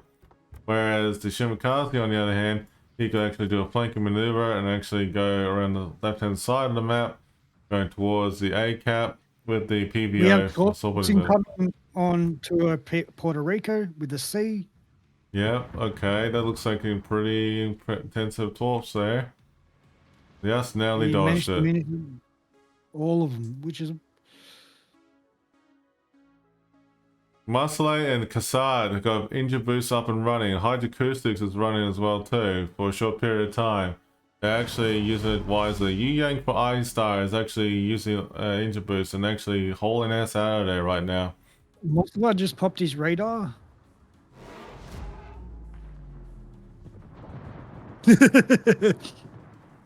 Okay. Oof. Some impressive hits going on here. Libertad is still getting farmed. Libertad is like, let me just quickly check on the build of Libertad. The Libertad does have concealment, but there's actually, it takes a little while to go, like be undetected, so it can happen. Alright, let me just check out a little bit of the action gameplay over here in the middle. CMK, Puerto Rico, and Libertad are actually the focus in the middle here. And it's actually interesting to have two ships, a cruiser and a battleship, acting as decoys in the middle here. The health regeneration on the Libertad is about to run out here. And the Libertad has taken a lot of damage right now. Shots fired. But the Libertad does have creeping Jesus health regen. Yep, exactly. Oh, what a hit on the Yu Yang for iStar by the Puerto Rico. That was actually a very good hit there. The Cassard is trying to take on the Yin Yang. Yep. Yu Yang. But yes, I know what you mean. Yu Yang is actually cutting away right now to go behind the island. Yin Yang. But I don't know if it's going to be good enough though. It's actually doing a good job luring him in. And with the Venecia and Libertad right behind it. So it's actually very good to see that iStar has gone with the idea that they can't contest decap and they're falling back. and probably looping back behind the caps over here in terms of the the Charlie and Alpha caps. So they could be moving that direction, but that is actually smart gameplay right there. Corpse going in and coming into Puerto Rico. He's just skimmed right through it, luckily. But how about the second one? Oh, okay, no. no. He's actually getting farmed though by the daring of iStar. So look at that crossfire going on from the Libertad as well as the Venecia as well. So there's actually a lot of action going on here. So that's pretty cool. This Puerto Rico is in a lot of pain right now. Yep. He's got 2 fires on him. He's in a lot of trouble right now because he's about to come broadside to a Mosfa. Oh, that Puerto Rico literally ate it there from the CK and it absolutely got lapped. Ouchies. Oh, Ragnar is dead, Rev. Somewhere. Who? Ragnar. Oh, where was that? A cap, B cap, B. Yeah, it has to be. B cap. Torped? Torped by Shimakaze. Wow, there you go. That was surprising. Yeah, that was actually, this is actually, the funny thing about it is, and then the matches that we're seeing here today is actually pretty fast paced at one point in the match, so it can happen in any angle while you're watching. You can't be all there at once. But so far, it is looking good so far with everything happening. Looks like the Libertad is farming the Marseille with secondaries and also having the Venecia playing with it. Oh, I don't know, like this idea with the Libertad, what they're doing for iStar. They're actually, you know, like coming back in. Very dangerous position, and personally, the secondaries from the Libertad are actually on. Sorry, Bam, she cut out there. I said the secondaries on the Libertad is technically on the wrong ship. They should have been on the Cassard. Well, the Marseille, so the Libertad's just gone down, chat. We're just in the middle of having a look and see what happens next here. There's a lot of torp jostling here on the William Duress at the moment right now. The William Duress could get one torp. Yep, he did. Yeah, he did. Yep, he did. And he is flooding, so he DCP'd that one. Yep. So there's actually, wait for it, there's actually a whole bunch of 2 more waves coming in. And he might get them. That is a dead. Oh, that is bad. The Venecia and also a few other ships are working together out of Moscow. They're all working together. There's not a torp hit. Wow, he survived. Shimakaze just took out the St. Vincent. Okay. Ooh, it's the same one that took out the Ragnar. Oof. Wow, that's interesting. The William de Burst is actually gone, and then they got the torp in on the defense, and the defense is gone as well. So this is actually a very, very good gameplay on both teams. So it's almost evened out between each other in terms of the health pool points, but it's actually very interesting. Oh, wow. What the hell? Moscow got literally blapped. Libertad's engaging the Moscow head on. Here we go. Possible ram here. That's a ram. Beep beep. Beep beep. Beep beep. Yeah, there you go. Wow. They both detonated each other at the exact same.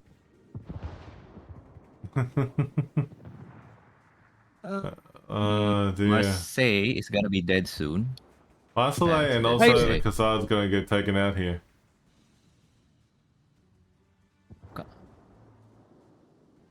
Hello, Ham. What's with the number 1? That's a bit confusing.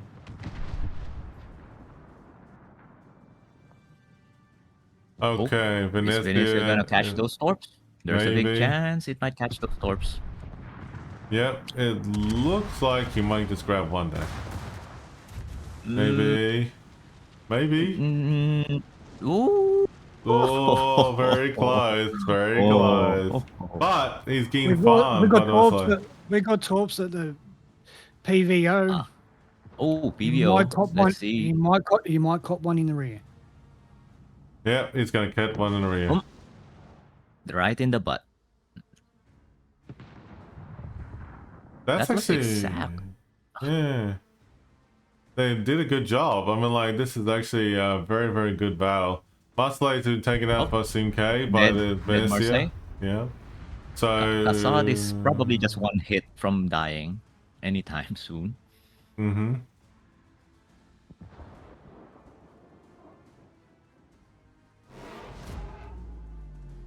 I think they might still. The Yin Yang has just detected the Kassad, so the Darren Yeah. and Yin Yang will shoot at the Kassad and take it out. Yin Yang is best ship. I like Yin Yang. Assad is actually getting hammered now. Ooh. Oh, Kassad is dead. Now, next is PVO. PVO is just next to be taken out, but looks like the PVO is moving away. What's going on over the other side here? Is the PVO in the Marseille? Looks like PVO is gone. For CK. Rep PBO does not have a hydro, I assume. Or does it? Not familiar. I can't say with confidence. Like, I'm thinking it could be, but I did not see him use it. I think it's more defensive AA. Okay, I think okay. you have to Gotcha. change that in the equipment, to be honest. I think so too. I'm just trying to think it off the top of my head. The reason I'm saying is because I haven't seen him use it. It's not like, yeah, maybe he has it. Yeah. He just doesn't want to use it. Yeah, so it might be one of the skills where you got to change it from the AA to high 6. Because right now would have been a good time since that's like two destroyers just hounding him.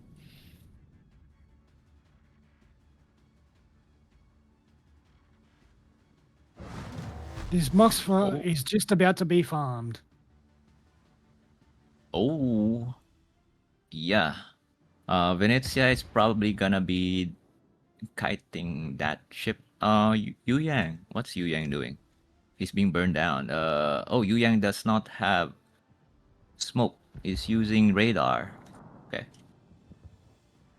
Moscow radar has been punched up from CK, and CK is actually confronted with everyone there at the moment, with the Yu Yang, the Daring, and also the Venecia, and they're literally farming him down now. This is close. Yu Yang just needs to hang on for like 20 seconds or something.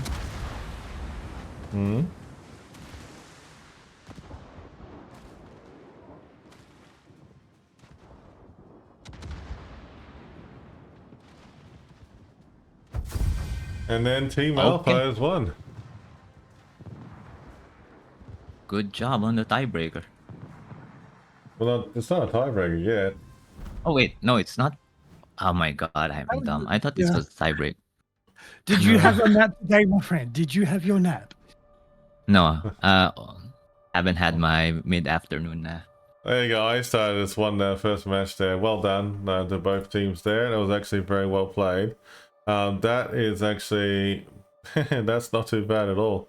But yeah, I mean, like, folks, I mean, like, just while we're taking 5 before we get to the next match, basically on the 29th of November coming up is a bit of a fun KOTS after party. So there'll be a KOTS after party for all of us to sit back, relax, and enjoy each other's company. There'll be some fun times, giveaways, and laughs for us all as well too. So you're all invited to come and join us. Now, while we're going to do that, I mean, like, we're getting ourselves ready for the next match in a moment here. So the next match will be, and it's going to be Northern Waters. So we're going to play the video for Northern Waters, and we'll be right back. In the southern Arctic Ocean lies an archipelago of Caledonian granite, frigid and forbearing. These frozen rocks and sparse fauna will shortly become unwilling witnesses to the rigors of naval combat. This is Northern Waters. Northern Waters is a 42 by 42 kilometer domination style map with 4 cap points running in a line from west to east. The A cap is on the left, the B cap is in the center, with caps C and D on the right. In this new configuration, spawns of ships are based on what class they are. Battleships spawn above Cap A, cruisers spawn above Cap B, and destroyers spawn above the home caps C and D. This aims to provide teams with new and specialized tactics for each flank, with unique deployment ideas. Cap A on the left is larger than in previous iterations, now having a small island providing cover for any ship that wishes to contest it. Cap B was moved to the right to be harder to directly contest, with the small islands inside offering minimal cover. The home caps, C and D, are surrounded by a fair number of small islands, allowing destroyers to set up for ambush-style hit-and-run tactics more comfortably. Support from cruisers spawning in the middle of the map is critical for success on both sides. How will teams divide their forces for the most optimal strategy? 18 ships, 2 teams, 1 victor. It's time to play Northern Waters. All right, Northern Waters it is. So congratulations to good old iStar there. That was actually a very interesting first battle for them in this next group. So folks, we're doing a bunch of next sessions. Each of these battles are best of 3, just a heads up for everybody. And pretty much how it works is that it's pretty much that it is the best of 3 matches, and they have to make sure that they have to win at least 2 to be able to move into the next round without any issues. But if the teams won one each, it's a tiebreaker, and then basically we just take it on there for the tiebreaker match. We love tiebreakers. We enjoy it. It's actually fun to watch. Tiebreakers are the most interesting matches of all 3 matches. Yeah, exactly. But yeah, it has so much on the line for tiebreakers. Exactly, mate.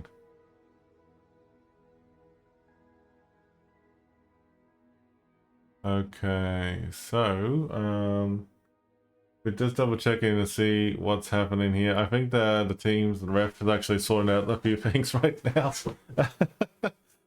Well, that's alright. I mean, like, I just realized what they're doing, so it's okay. I mean, like, we'll just get through it all, and then they take it from there. I mean, I'm sure that something good would come out of it in the meantime, though. We just have to wait. We just have to wait patiently, because me being involved in KOTS as an actual team member, there is actually a lot of stuff. The 2 teams. Yeah. The 2 matches. Exactly. But for what it's worth, though, it's actually a good outcome, though. It looks like CMK was actually a very popular outcome there in the list. But it looks like iStar has actually won the vote in the prediction there. Oof, oof, oof. Like, as they say, iStar was actually supposed to win, but looks like, CMK was supposed to win, but iStar is the winner of the other prediction. So there you go. Congratulations to whoever chose iStar. And you're very lucky, whoever that person is. But we're going to start on the next prediction in a second here. So give us 1 second, chat. We're going to put on the live screen right now in the in-game and actually get ourselves started. And then congratulations to this lovely person over here, to iSiren. Congratulations, and message me on Twitch. Alright, next giveaway has started, and then we'll give our Mon team quickly a chance to pin up the next message, and that's it, and good to go.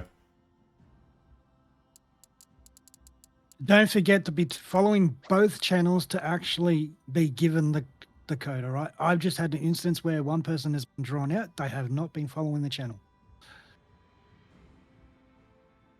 It's important to press the follow button, chat. We always make sure. And then... Okay, next one, predictions. We're just going to do that there. Here we go. Who was going to win? CK and iStar. Okay, good luck, chat. It is now officially a go.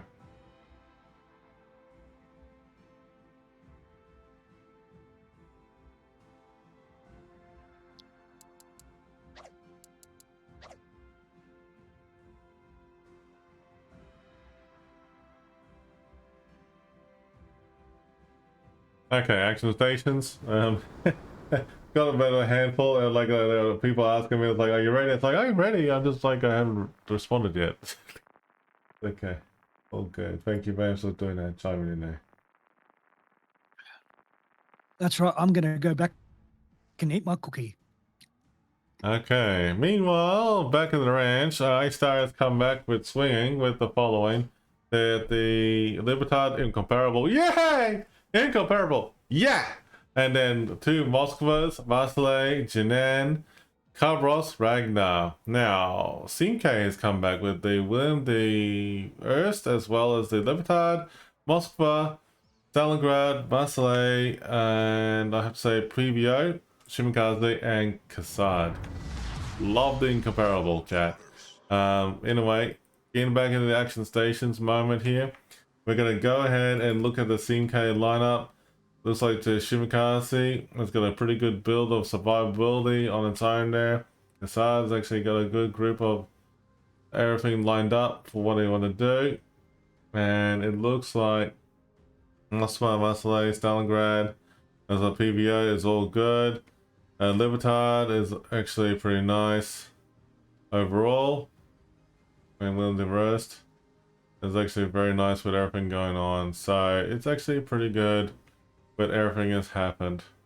Incomparable is actually for iStar, and it's got a pretty solid build right there for what it's going to use for. So it's actually going to be see the thing Good in morning, my action. friend.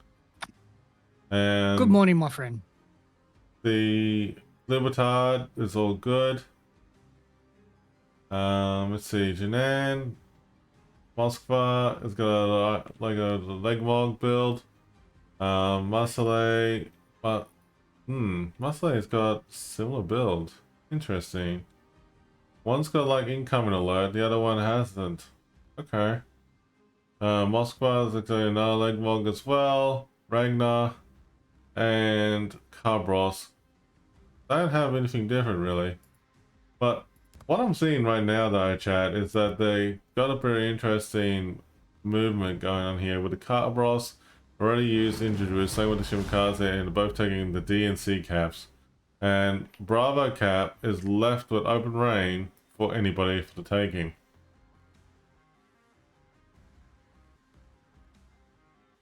The Juwan for iStar is smoking up the area for the Moskva and the Libertad. Mm-hmm.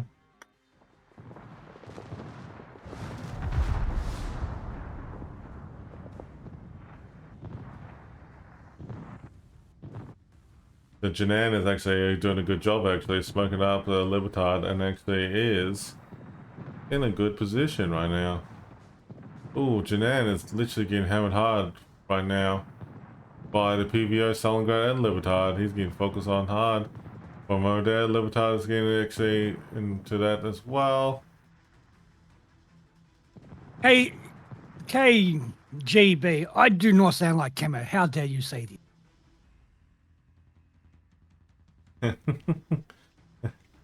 Careful now, careful now. Alright, Incomparable is actually hanging around the corner at the moment right now. Libertad has been talked. Yep. Oh, hang on. There's a bunch of talks again coming in from the Jinan towards the Libertad again. Yeah, and they look like they're going to actually hit it. Yeah. Libertad is very not healthy right. Mm-hmm. That Libertad for Simke is literally getting absolutely focus fired on, and it's going to get crossfired by the Moskva as well as Libertad and the other Moskva as well too. I mean, like, that's bad luck there for Simke for losing the Libertad too soon in the match. Finish him. Let's see what's going on here. Alright, looks like they actually pushed it up a little bit. iStar did a very heavy push on C. Now they're wrapping around the...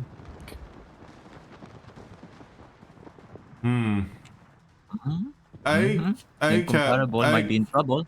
Incomparable could be in trouble with the Kassad. I'm just looking at this. He's reversing. There is a big chance that something could happen here. Incomparable is like literally getting farmed as well. CK would attack the Incomparable, but he's getting detected by the hydroacoustics. Oh, well, he doesn't need to. But Someone is farming Incompatible. But he's got Stalingrad's coming reinforced. up. Stalingrad's shooting Incomparable from the rear. Wait for it though. But Stalingrad should be careful. Wait for it, chat. There's a bit of a big, push going here with a PVO, wheeling it us, and as well as the PVO again. Thank you for the Combo. follow, the Clay. Very, very pushed by both teams. Hold on 1 second.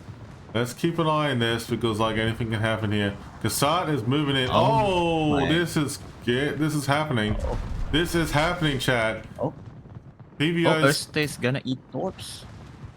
PVO is actually distracting the team, and that's got the Kassad the open window to torp the hell out of the Incomparable. One, two, three, 4, 5 torps. What a wonderful hit. Oh, he might escape the torps. Yeah. Xenon is also gonna be dead. Incomparable short torps as well. Wait. Oh, did you guys notice that there was a ram just now? Wow, there's a lot of things. There's torps incoming on the PVO. PVO. Yeah, okay, so that was a very, very good push from the A side for CMK. So CMK has bounced back. That's actually a good start for them. All right, let's go over here. There's a lot of ships have been taken out already, and we missed out a lot of stuff over here on the D and C cap. Yeah. So many things happen, Rev. So pretty much we're in the middle of watching it Admiral right now. is taking on a Moskva. Yep, looks like it's gonna happen here. Oh, Cabros is pushing in. Cabros is pushing in. Cabros is charging it. Oh, that's not good. That's not good. Coming. Is the Torps there? Oh, Torps could be gone. No, Torps is there. Torps gone. Torps lost. That is a whoa, Torps incoming from the Shimakaze. The Cabros. Will he dodge it? Yeah, no, he's top one. Shimakaze for CMK can possibly take it out. He's got the upper hand if he does it right. There we go. Cabros is hit. Come on, gun it down, gun it down. Come on, Gun it Shimakaze. down. Wiggle yourself there, mate. There you go. Come on, Shimakaze. Oh, They're probably gonna be dead. Oh, okay. Shots fired, and there you go. Both are hey, that's a good kill for both sides. Okay, cool. All right, that's actually pretty cool. I would like to see both teams I doing like well. this game. 4 versus 3. Okay, Team K is literally holding on here. Oh boy. Oh boy. Come on. Team K, They what are you gonna need do? to push this. Come on, Team K, what are you gonna do? You're doing great. You're doing great. There's actually good teamwork so far. Come on. Let's see what ISA's got for you. Just reversing. While there's a 3-man push like Marseille, Ragnar, and well, another Marseille. Oh, come on. There's some good focusing fire on the iStars Moskva. Good work there. Good work. Wait, Kassad is actually... Ooh, I don't like to look to this He's when going to I've be seen in a it. very bad position. He's got the Ragnar and 2 Marcel. He's going to be... Oh, Kassad will most likely go down if he's spotted. Torps incoming. I maybe those. Well, nah, I don't think those will connect. One of the Marseille is running Hydro. Oh, Oh, someone's Torps using looking reload good. booster. Looking good. Torps might... Oh, thread through the iron and eel. Wow. That was a good thread. Wait, there's another set. Oh, hang on. Will the Marseille turn into those Torps? And dodge them all? Maybe not. It's gonna dodge. Oh, wait. Wait. Wait. He Look did at dodge. that dodge. That dodge was missed me. great. Oh, that's so great. Oh, wow. It might have taken some paint off the side, but he survived. Oh, damn, the Kassad's down. Damn it. Oh, man. That was so cool to see that all the torp dodging. It was great. It was beautiful. Very well Never played. skip leg day, so you can dodge like that. Always good to see a good torp dodge. It was always nice to see. Oh, hang on. Will there? So does he have a chance to actually blast Wilhelm. the Moskva? I'm gonna blame Will. Okay, here we go. 3, 2, 1, fire. Okay, whoa. Okay, that was not expect. Wow! Okay, that's a 3 versus 1. Wow, 4. Marcelo took it out, just like say g'day and bye at the same time in that sentence. Oof. Wow, I did not expect that at all. Did you? I mean, like, that was unexpected. PBO's engaging on the Moskva. Come on. Get a kill there, CMK. Come on, get a kill. Get the Moskva. You got this. 20 seconds. It's gonna burn down. 20 seconds. And just Boom. holding That's out by 48 seconds. Okay. Team K just did the hold of line as best it could, but it looks like it's not enough. The Marseillais are actually moving into town with the Ragnar.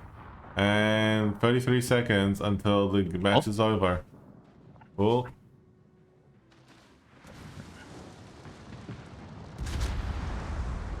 Team K is actually moved kind of away. And there you go. Alpha team has won the match, and iStar has taken it to the next round. So that is actually very good gameplay by iStar. I have to say, I'm very, very impressed by both teams there. That was actually a very good close comeback for Team K. But I thought they were going to have the upper hand there at one point, but iStar prevailed and taken the match. That was actually very well done. What do you think, guys? I mean, like, that was actually a great fun match. I missed the Ram Rev. I wish to see it. I wish I saw it. Yeah, I know, right? It was actually pretty awesome there, man. Well, that's the thing. It was a really, really good match on both teams' part, but obviously iStar had better tactics and play styles. Sometimes that's all it comes down to is people's specific play styles. Is it done, Rev, or no tiebreaker? No tiebreaker. Wait for gotcha.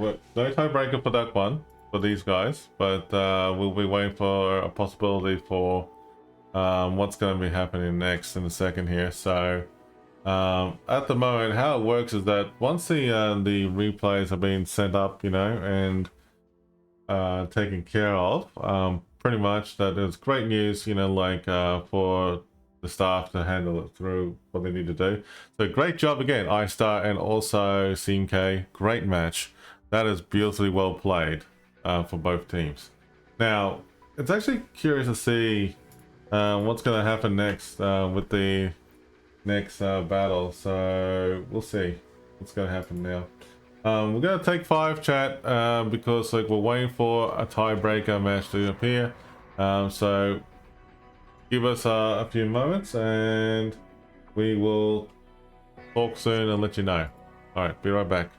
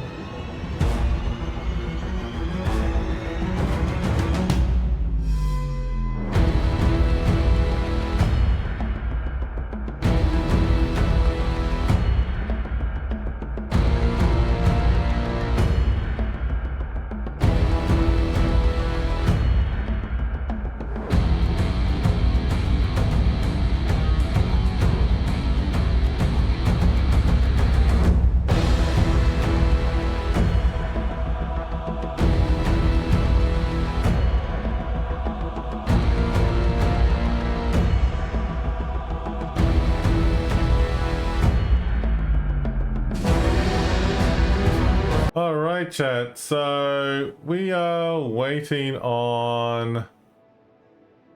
Looks like we are waiting on the match between NFG and also BIT to come to play. So we've been invited to a tiebreaker.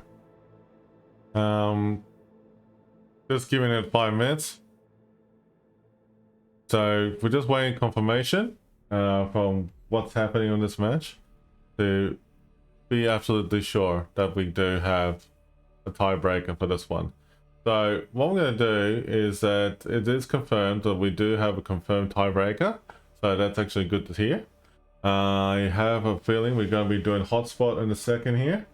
So hotspot is coming up in a moment here. So hotspot is the match that we'll be putting together here. So that is all good. And going forward though. So give me one moment. I am getting that all taken care of there. All right. So let me just make sure that we're making sure that this happens. Okay, hotspot is the map. We'll play the video and then we'll be right back with you. Amidst the treacherous islands and turbulent waters of the South Pacific lies an archipelago that will soon become the stage for an epic confrontation between enemy fleets. These scenic islands will reverberate with the clashing of steel and the roar of naval artillery that can only be matched by the volcano that looms over the area. This is Hotspot. Hotspot is a 48 by 48 kilometer domination style map with 4 cap points running from west to east. The A and B cap are on the left, C is in the center, and D is on the right. In this setting, the spawn points for the teams have been moved from a central position to a position located on the 7-8 line. Cap A and B on the left will provide a challenge for even the most skilled of teams. While an island provides for an easy ability to take one's home cap, the small amount of water that separates the caps enables the smallest misstep to be massively exploited. Teams that lose a ship out here will quickly find themselves fighting for only half the map. In the center, Cap C provides a variety of ways in and out for ships and can draw in a destroyer player like bees to honey. However, the 4 islands surrounding the cap provide a multitude of ways for a radar cruiser to ambush an unsuspecting DD. Cap D on the right provides a new and unique experience for teams. Moved from within the islands to the west, the D cap now has no island cover. Teams will have to execute any plays for the cap with an extreme amount of caution, as once lost, the cap will be a significant challenge to retake. 18 ships, 2 teams, 1 victor. It's time to play Hotspot.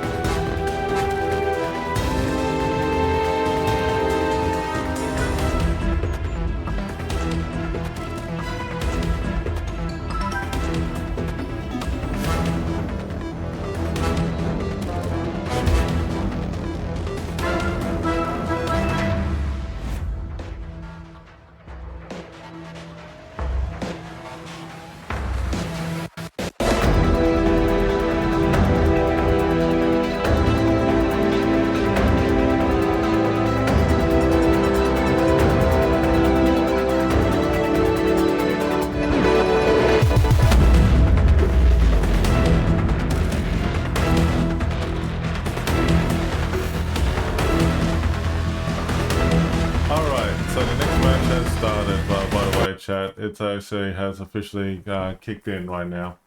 So it looks like that we got NFG versus BIAT, which is pretty cool.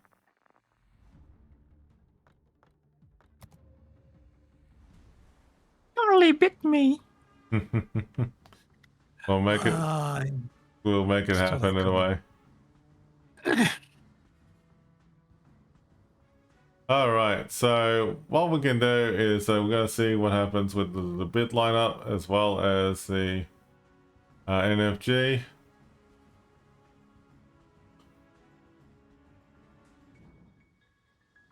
Okay. All right, so the bit has Bongo, Colombo, Moskva, Petro, Minotaur, Summers, Double Khabarovsk, and Marseille. Yes. Well,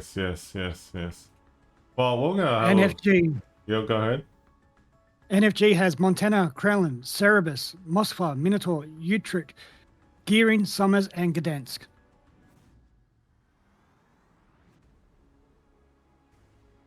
You can go ahead and do the ship builds. Alpha's got me intrigued on bit at the moment. He got a leg mog on that one. The Petra's got a leg mog, and Marseille's just got a good evasive maneuver ones. Looking at the Summers, Gearing, Minotaur, and Gdansk. Service. It looks like interesting choices they have made. Montana's got the leg mog for it. Kremlin does not. Utrecht. Moskva has a leg mog. Yeah, fair enough. Okay. So this is actually pretty cool. I mean, like, what they got a very nice build all around here. Alright, so this is actually going to be interesting for tiebreaker. We got four DDs on one side again. And we have seen this work countless times out through the weekend. So this could be very interesting or very sore. Well, at the moment, we can see a bit of a D and a D push on both teams at the moment, so anything can happen over there. But as we're looking over this a little bit closer in terms of Bravo, Alpha, and Charlie, we will make sure that the Bravo and Alpha has actually been pushed in over here, so interesting though. This Minotaur is on the middle. I'm interested in that one. Yeah, it's actually right there to smoke as well too. So that's actually interesting how they are all focusing fire on the bit Marseille right now. And it's actually got a good flight tech right there. See, like, it's actually well done. It's got like hydro and radar running right now. And I can understand the reason why they're doing it. Okay. They pushed him out. They're blind firing the Minotaur. Really well. Yeah, they did. They did. All right, so from bit, we have the 3 DDs doing a wolf pack strat.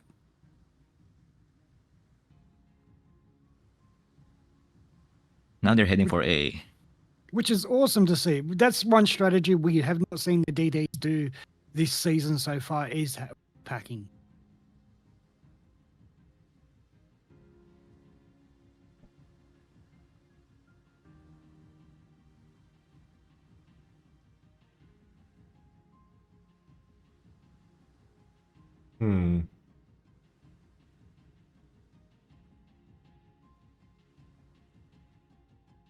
Interesting. A lot of talks going over.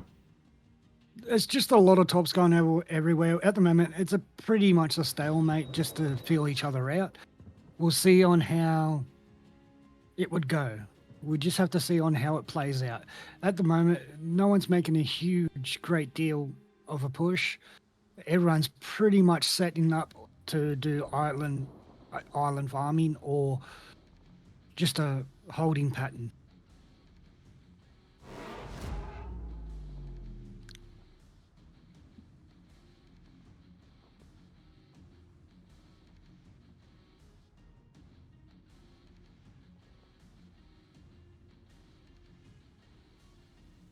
Well, the tops might happen on the Summers here. Nope, they got fall short.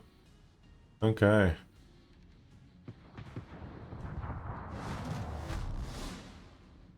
The Mossifer from our NFG is really pushed up against our island for cover.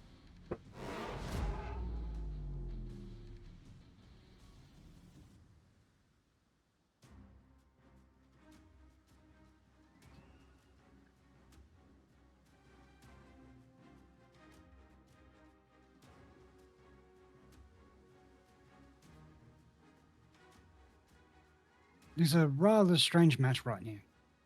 Well, considering the tiebreaker, the way how it has been panning out at the moment right now, there's not much really happening except we do see that there's possibility of the Torps might hit this Carbros here for a bit, but he might just thread between the island and Neil. Oh no, he caught two. That's bad.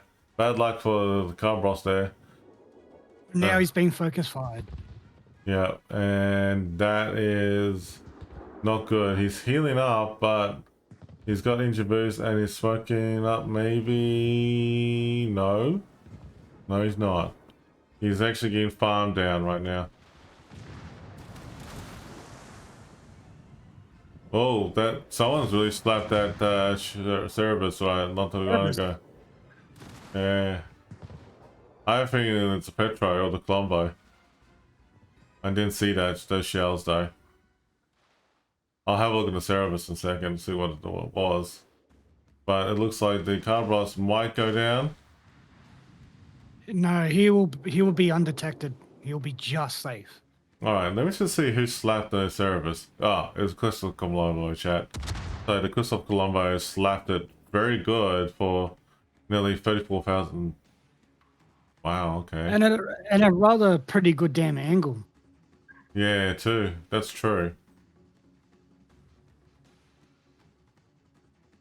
I wouldn't say it's a perfect broadside, but if you're looking at the Cerebus towards the Christopher Colombo, you can see the angle that he do that damage on. It is great to see that type of play. Yeah, okay.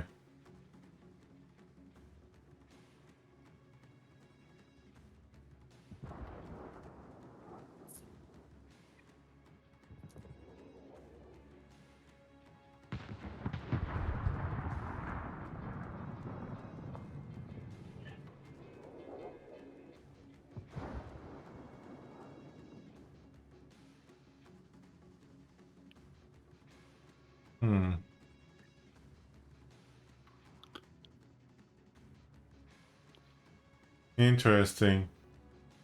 There have been no real movement going on here from either side at the moment. Over at this decap. Decap is just like... How to explain this? Decap is just like everyone's there, but they're all just like hanging back on the NFG. Beat, on the other hand, is that they are kiting around, moving around, regrouping with the Minotaur and also the Summers. That's the thing. At this point, NFG will be the ones that are most likely going to win it if they do not make any sudden movements on points alone. Yeah, exactly. Something's got to give. Either like that, someone's like, look, at the moment of the points at the moment right now is that NFG is in the lead with points, right? So that's all well and good, except you can't just keep hanging back forever. But we'll soon see what happens next. Looks like some Torps might hit this on Masto. No, he's fine. But yeah, at the moment, hard to tell.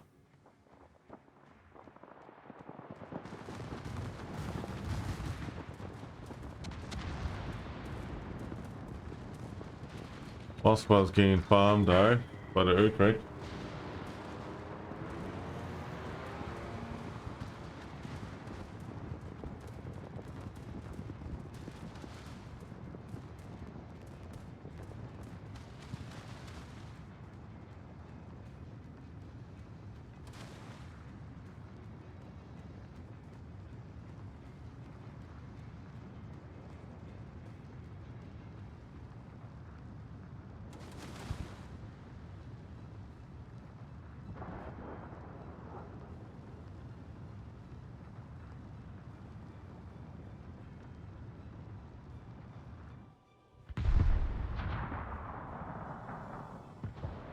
Hmm. Not a lot going on, surprisingly.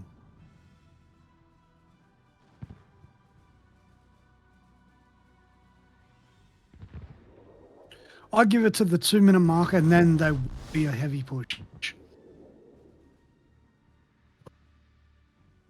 Yep, yep, yep.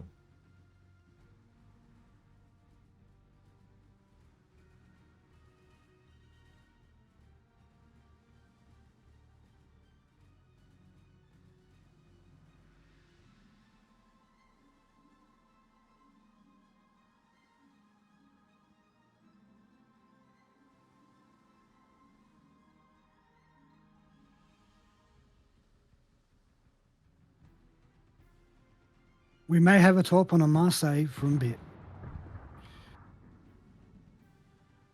You know, he just missed it. Oh, the gearing is now getting hammered.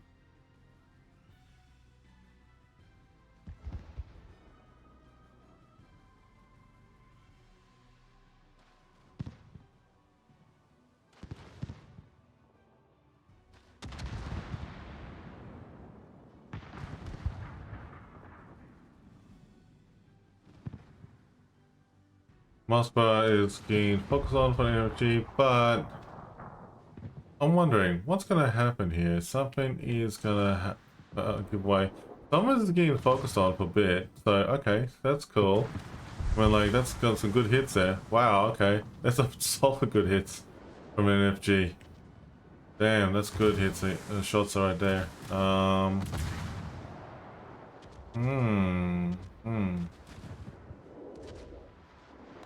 Okay, that's all right. That's cool.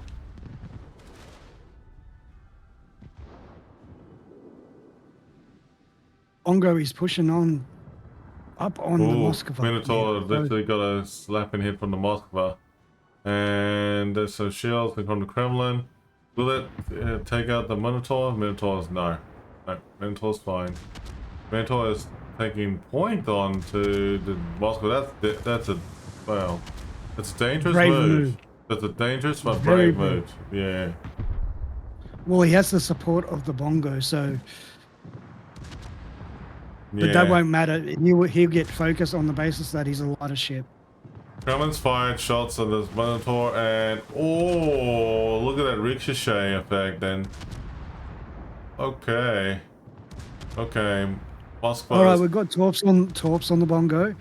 He may collect 1. I say 2. Okay. Oh no, he the didn't proof collect is any. done. Okay, well there you go. Excellent. But it will appear that this Moskva will most likely go down. Yep, yep, yep, yep.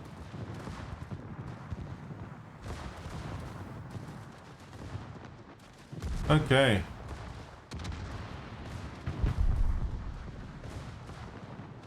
That's actually very nice to see.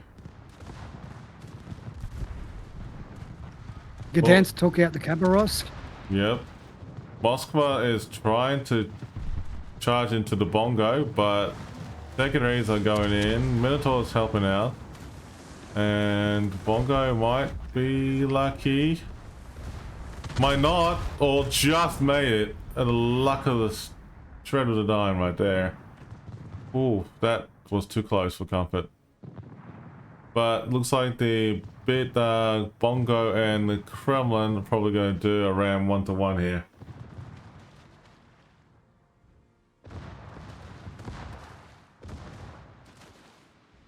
That's exactly what's going to happen here. Alright, so decap is wide open and the Kremlin survived. Wow, the Kremlin has survived, chat. And the luck of the draw there. And he has enough health regen to almost be a...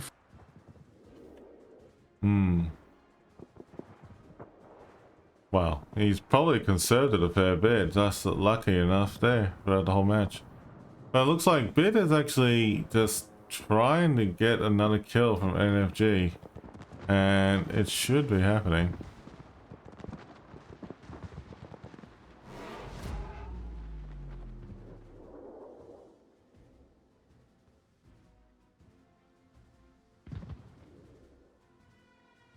Christopher Colombo has torps incoming, but he will probably most likely miss them.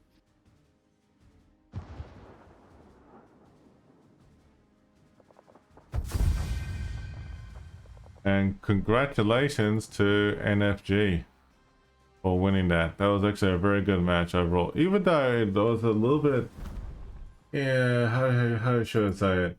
It was very interesting how they actually started off the match, didn't they? It was actually, it was quite slow, but good pace there. I actually liked it though. Very nicely done. Congratulations to NFG all around there.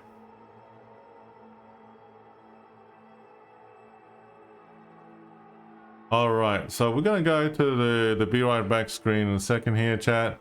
So we're going to go ahead and talk shortly in a second here, but we're going to be jumping in and real soon. We'll talk shortly.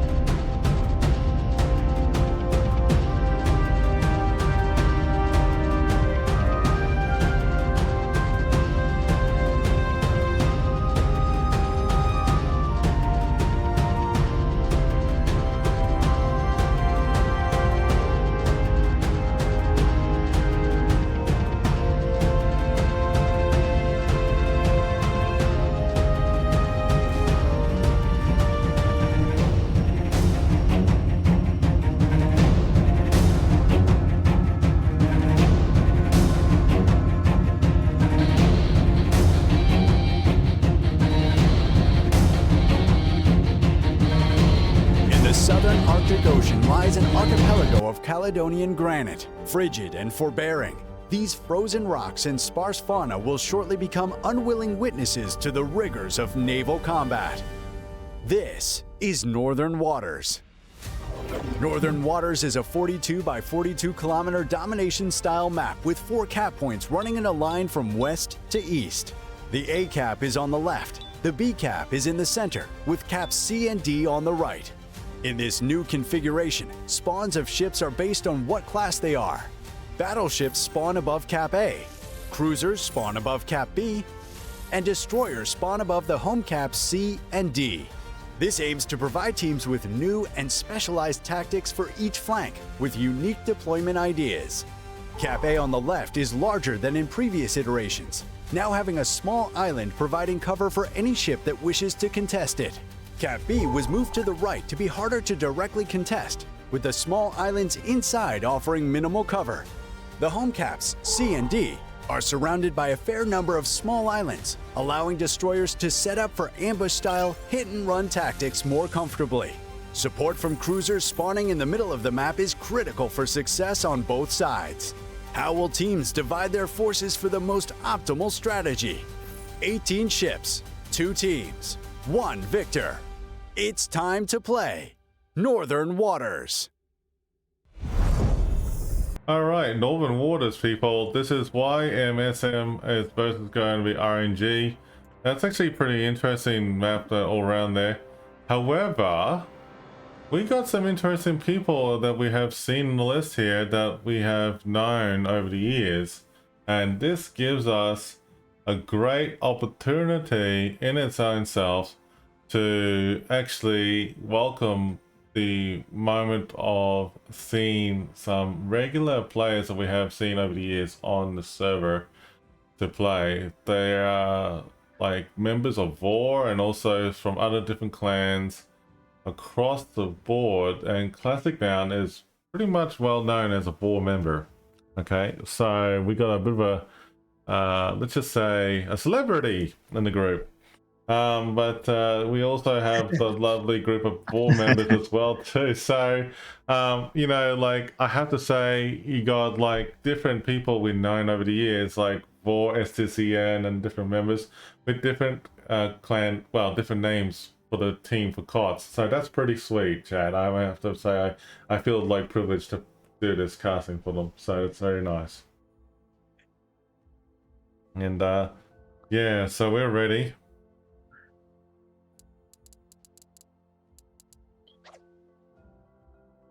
We're all good to go. So we are ready to go, and they can take us in whenever they want. Off work reference. Referee. Ready? Okay.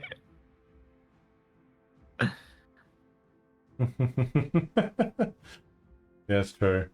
Alright, next giveaway is already started, folks. Exclamation mark KOTS. Get in there. We got like a bunch. I think this is like the next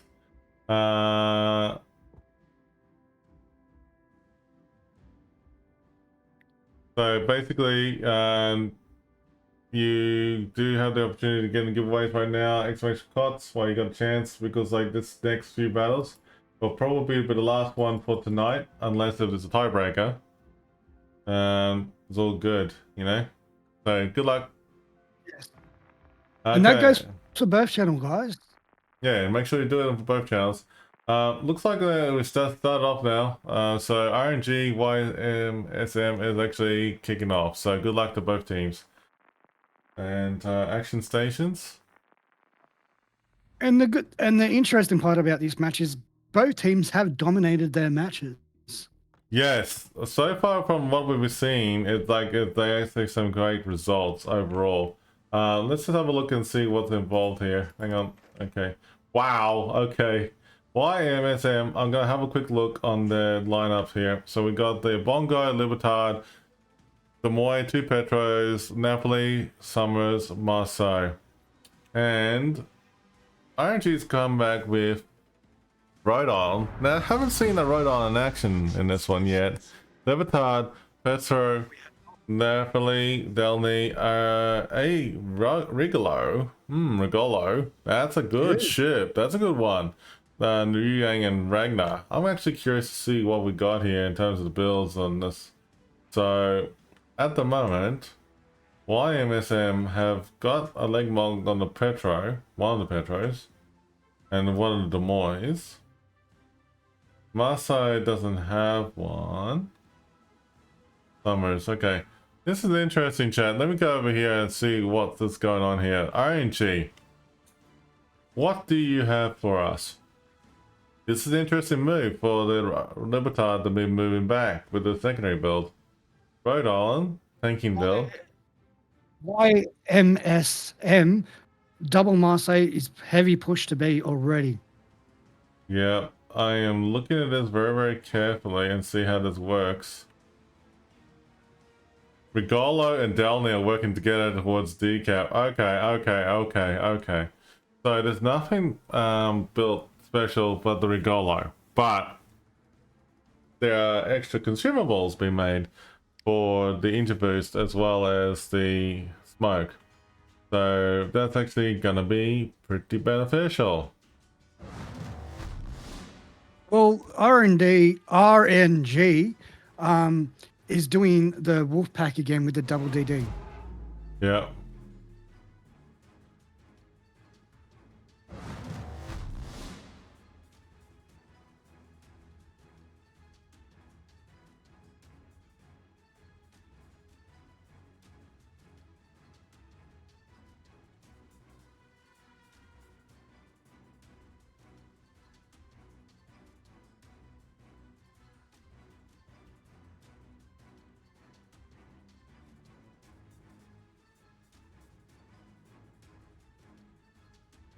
Okay.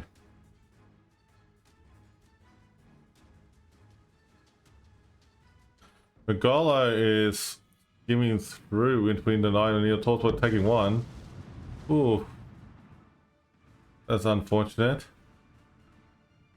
Revan, I have a question. Alright. If in case, like, let's say Rhode Island, does the person need to own it on their own account, or is it like any ship goes on these accounts?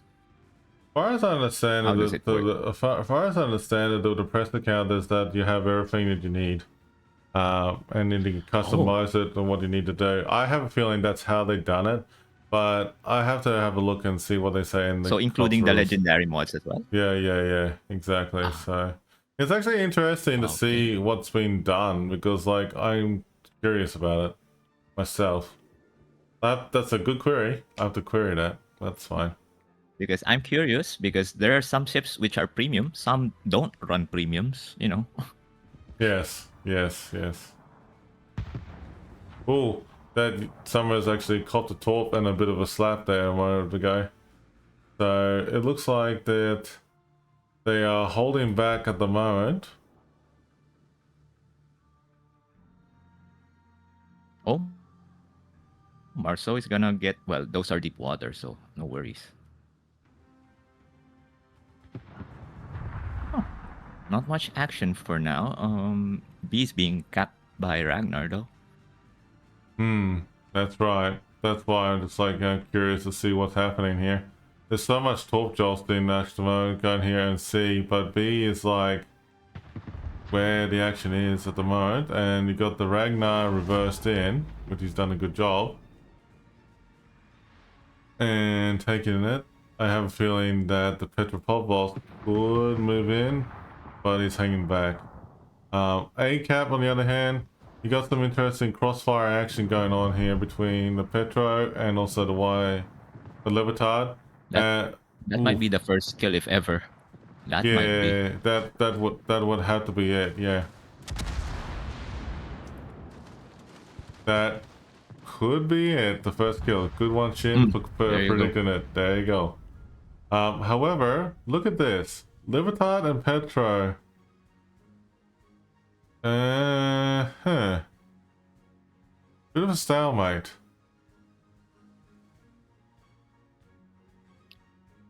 That could get interesting. Yeah, I'm just got that. It's a very interesting moment there. I'm actually going to try and initiate a bit of a prediction here.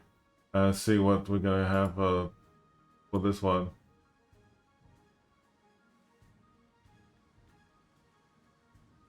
Let's see. It's an interesting outcome for this one, I think. All right, so they're both pushing forward on that Libertad. Yeah. So they're going to actually shoot him from front and rear. Yeah, exactly, 100%. Oh, That's oh. how it's that's how it looks like it's gonna play out. So, how are they planning it? Libertad is showing a bit of angle. Yeah, But the Petrov just enough. one looks Just enough to bounce. Petro's moving forward now. Okay, they're gunfighting each other. Yep. Yeah, I think the Libertad knows something's up. Okay, that was a good hit from Bungo. Yeah, I think that the Libertad for RNG knows what's something up. Oh, two ships just died. What? I did Oh. not pay attention to that one. Oh, YMSM. Here we go. Here we go. One attacking the rear, one attacking in front. RNG is really working hard together with the Rodon supporting in long range. Libertad is kiting, and there you go. Petro literally helped out on the rear. Yeah, that's actually a good three-way help right there between each other. Ooh, and then Petro. Rhode Island is sending fire at the Bungo. Yeah, Bongo tried to splat the Petro, and he did hit a good citadel on it, a good chunk of health. So that's actually very nice, well done there. Let's just have a look and see what's going on over there in the middle. Let's see. Okay.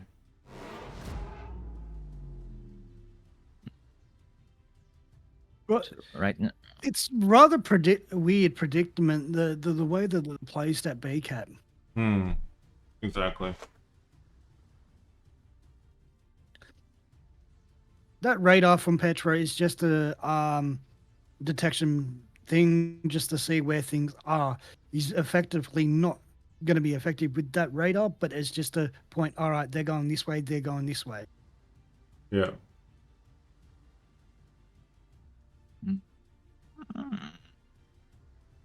At CCAP with the Napoli and the Des Moines, they're pushing up to D now. With Summers as support.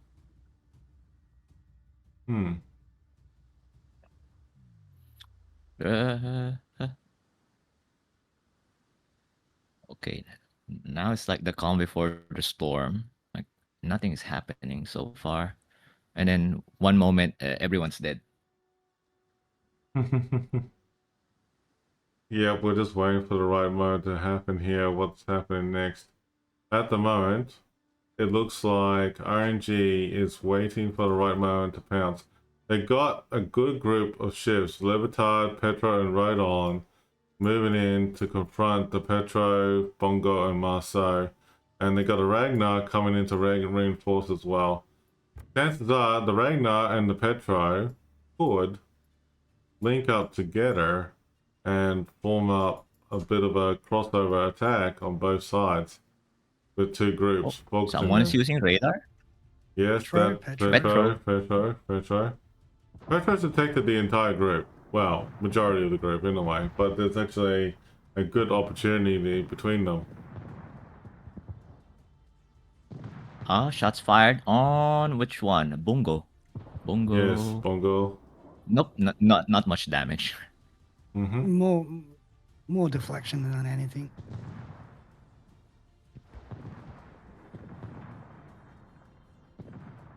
I'm curious, where are these torps headed? The one that Marceau just sent out, where are they gonna be going?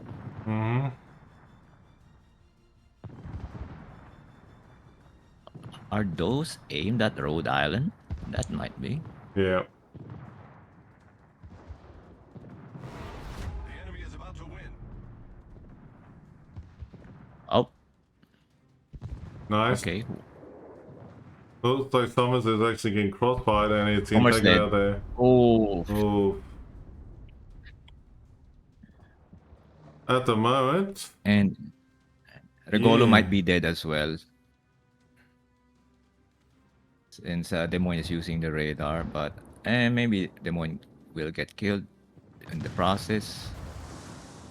We'll see. Well, Regola is doing a good job actually evading with the smoke and actually moving as quick as possible. Exactly. And Classic Noun does exactly that. Classic maneuvering. He's definitely Classic drifting. Oh yeah, he's drifting alright. He's doing a bit of Tokyo drifting.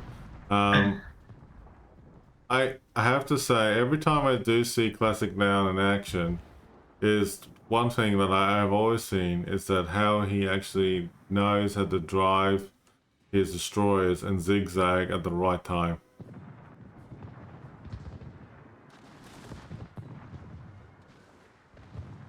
Oh, wait. Oh, Who okay. is firing at what? Marcel is getting shot. Napoli for YMSM is actually just trying to use its secondaries on the Napoli and also shooting long range shots on the Napoli on RNG.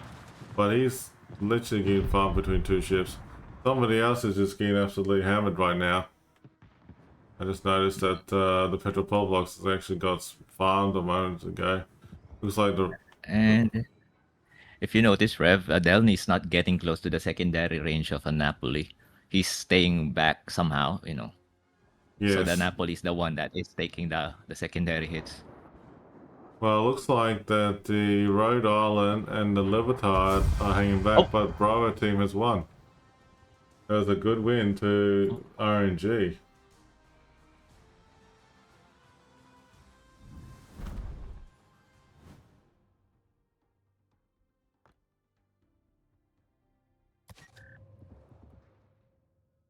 Yeah, so well done to RNG there. Well done. Oh, by the way, we actually did not go through the ship bans.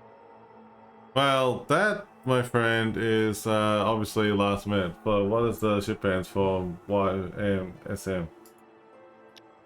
All right, because one of the ships isn't in the actual list. Marcelli, Okay, so Utrecht, Marcelli, yeah. Utrecht, Quebec, Quebec, yeah. and Prince Albert. Well, Adalbert. Prince, Prince yeah, that Albert. one.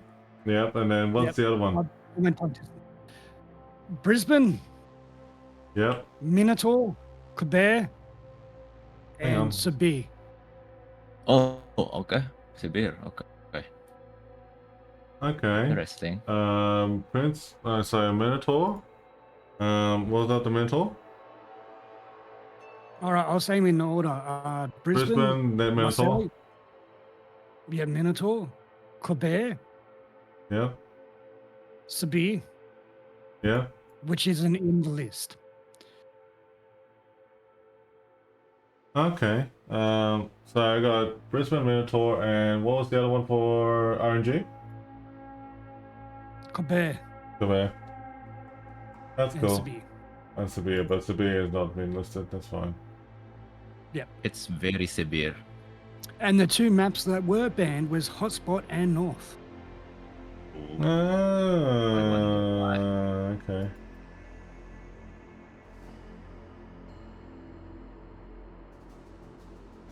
Interesting choices. So that was, literally, that was it there. That's so cool. Okay, interesting. But, yeah, Severe is not on the list of the ship bans thing to be added on the helper, but that's okay. But we got looks like teams have just swapped over. So we'll just go ahead and update it now. To the way it should be. Everything balanced. Yep, so that is all good.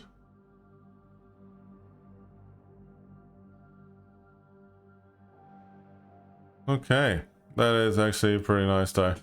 Okay, so we will play the video for loop. I think it's the one we're after now. Yep. So Yep, that's correct. Loop is the next one now, so that's what we're doing right now. Okay, here we go for the loop video. Along the Portuguese coast lies a crossing of sea lanes critical to the survival of opposing fleets. Surrounded by towers of crimson sedimentary rock and the expanse of the blue Atlantic, these two fleets will soon engage in trial by combat, where only one team can claim victory. This is Loop. Loop is a 48 by 48 kilometer domination style map with 4 cap points running in a line from west to east. The A and B caps are on the left, C is in the center, and D is on the right. In this configuration, Loop now has 2 capture points on the west side of the map that can be seen as teams' home caps. Teams will now have to weigh whether it's worth deploying more ships west to try and capture the enemy home cap or merely defend and attempt to break through. Elsewhere in the center of the map, capture point C has been greatly reduced in size. It will be far more challenging for destroyers to comfortably capture this point without sufficient support from teammates and nearby radar cruisers. On the eastern side of the map, capture point D was moved further east. Destroyers wishing to capture this point will no longer find the safety of the island in the middle of the cap, and instead must face the threat of enemy radar or even hydro from nearby islands. 18 ships, 2 teams, 1 victor. It's time to play Loop. All right, so that is very interesting. What's going on there? Okay, so RNG Dark Templar. Apparently, it's a clan leader. From what I've been told. Yes. Mm-hmm. Clan leader of which one, Shin? I think he's the leader of war. Okay, there you go. Who knew? That's it. But it's actually interesting to see how that goes. Looks like that the team will be ready and T-minus less than a few minutes or so, so that's okay. I mean, like, we'll just have to wait and see what's going to happen next. There we go.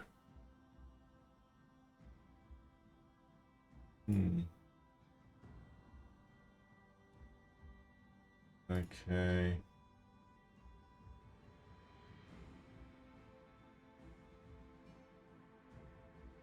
But it's good to see some of the top league players that have won King's Seat multiple years, even though that some of these players are actually on the same team versus each other. It's actually quite good to see. Truth to be told, I mean, like, it's actually nice to see that actually has been, you know, like, handled in a very professional manner like that.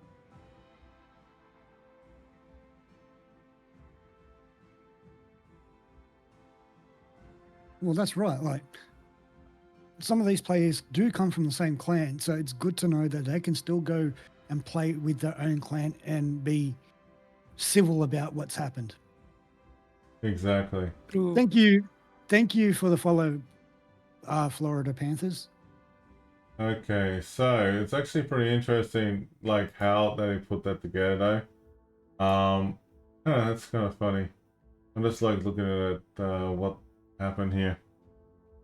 But yeah, one thing I will say that throughout this whole tournament is that they have done a good job, you know, like, to get everything put together. Like, in terms of the OBS overlays was very nice, you know. It was a little bit tricky at the last minute to get things settled, which is understandable.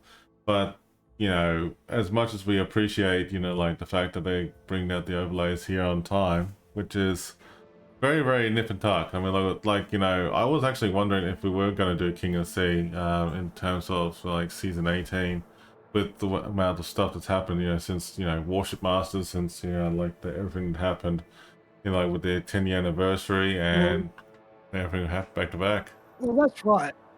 That's right. But the one thing I really enjoy, actually, is the maps compared to last year. There's a huge improvement on the maps, on how they display the maps and the way they look at the maps for you guys as viewers. Yeah, you know, It gives you a really good understanding and perspective on how some of these maps how difficult they can be played, even in as a Yeah, I think that, like that's the biggest important thing to understand, that, like with the maps and everything that have been put time and effort into it, it is actually very well, worthwhile, with everything going on. And I was actually, it looks like RNG did get the prediction there just then. I'll just close that. But yeah, the funny thing about everything I've seen so far is that the maps have been well done. There's only like a handful of videos missing. Whoopsie. And like I'm sure that they'll fix that up. But Surely. but we've been told about that will be ready by next the King of the Sea regional, so it should be all right to play them. It's interesting. And then in terms of the other stuff, like what they've done is that the only thing I can safely mention is that everything they've done in terms of the King of the Sea codes and stuff like that, it raised eyebrows when I had a couple of messages when I had some people saying the codes were redeemed and stuff like that. It should be ready within 24 hours, folks. I mean, like the code activation, stuff like that. Give it 24 hours. And if it doesn't work, then at least we can talk to the coordinators and let them know what the hell happened.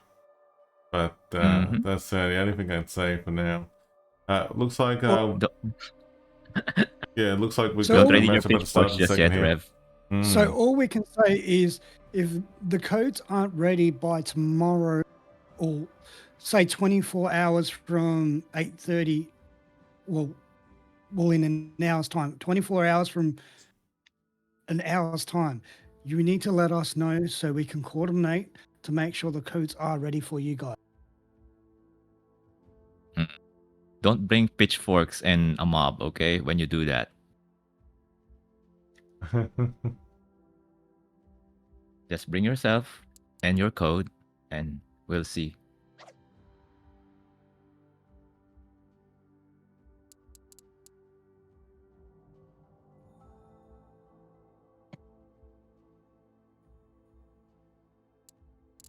All right, guys, we look like we're just about to get ready to take off. Yeah, looks like it. We're flying and taking off. We're doing a good job of taking off where we are now. Whee! I'm flying. Woo. Hooray!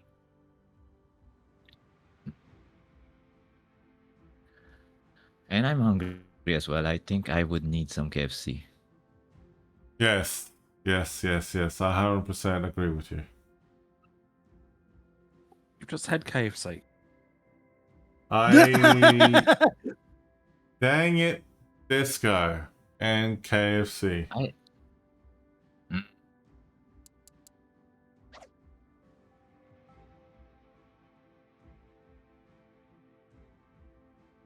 Alright, so here we go.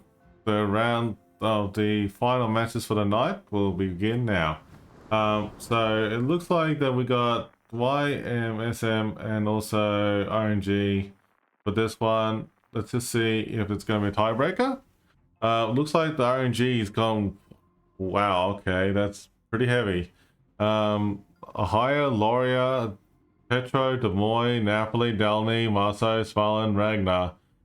YMSM has gone back with Bongo, Schlieffen, Des Moines, Napoli, Kavros, Grozovoy, Yang, and Jadanks. I have to say that this could be an interesting turnaround. I like turnarounds.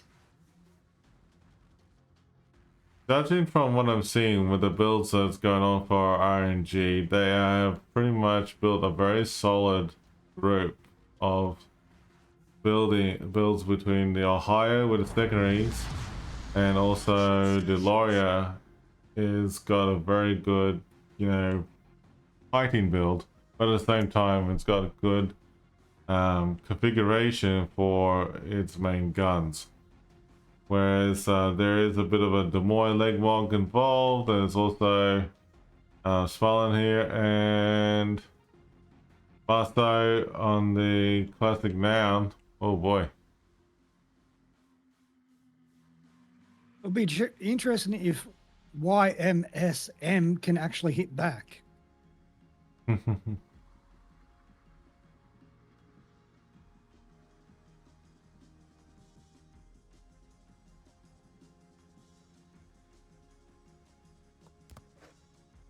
Brinky, I have to chuckle about the comment. Thank you very much for letting us know.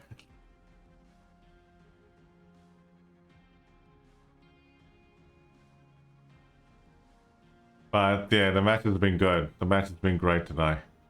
I just read that one. Okay. Yeah. That's why it got me chuckling. That's it's a very interesting way how to translate that. It's all right. It's all right, man.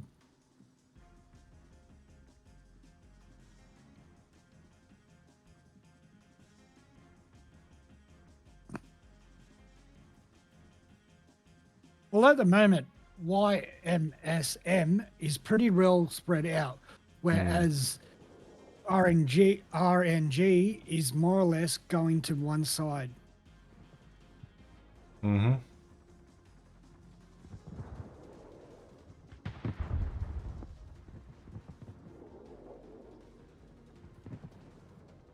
This is interesting. Wow, that's a lot might of have an focusing early fire hit. already on the Jedians. Already. Holy dooly. Marseille also got clobbered as well too. Oh, yeah. Okay. They were not mucking around with that. Uh-oh.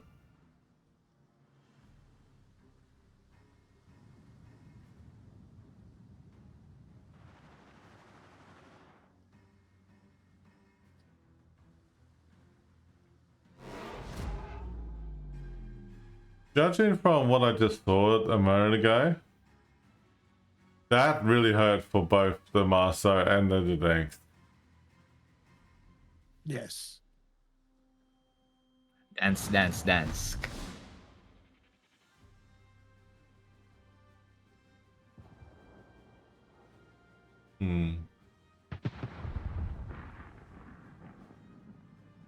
Bit of bonfire going on, so Nothing really Bonfire? happening. Nothing happening over there at was. Bravo and ACAP.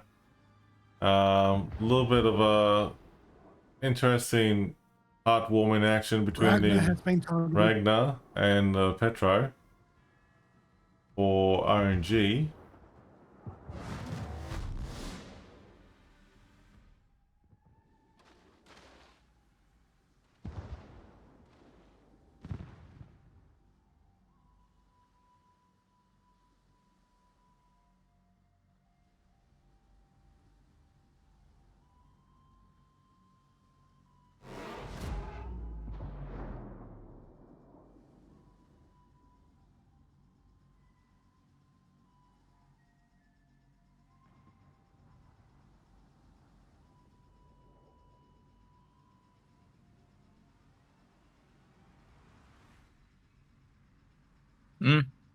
Cavaros might be eating torps.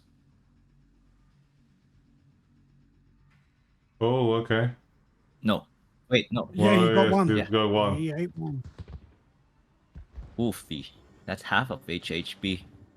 Yeah, looks like they're really going out, hammering at each other here. But why MSM is actually they're playing it smart at the moment. They're playing smart at the moment. I'm not sure what is going to happen now. Carbros is like, So, you know, with the Carbros taking only one hit, it's really got me thinking what's going to happen now between both teams.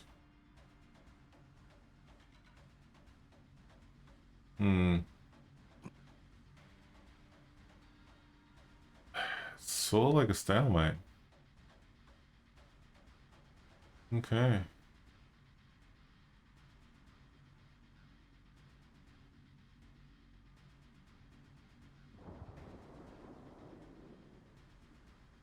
Petro shooting at the Grozovov. That was a good hit, though.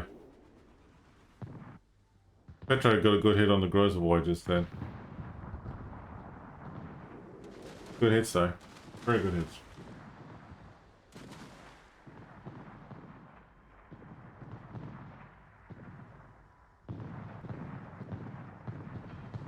Hard to tell what the next battle's gonna be like, though. They're moving over.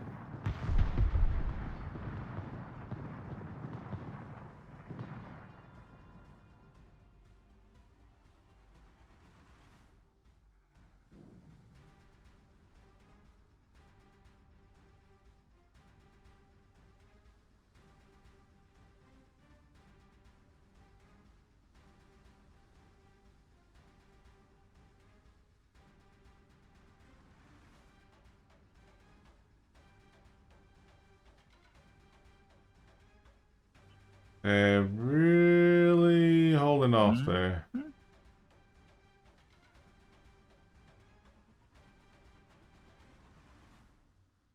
Just at the moment, a giant talk fest. Yeah.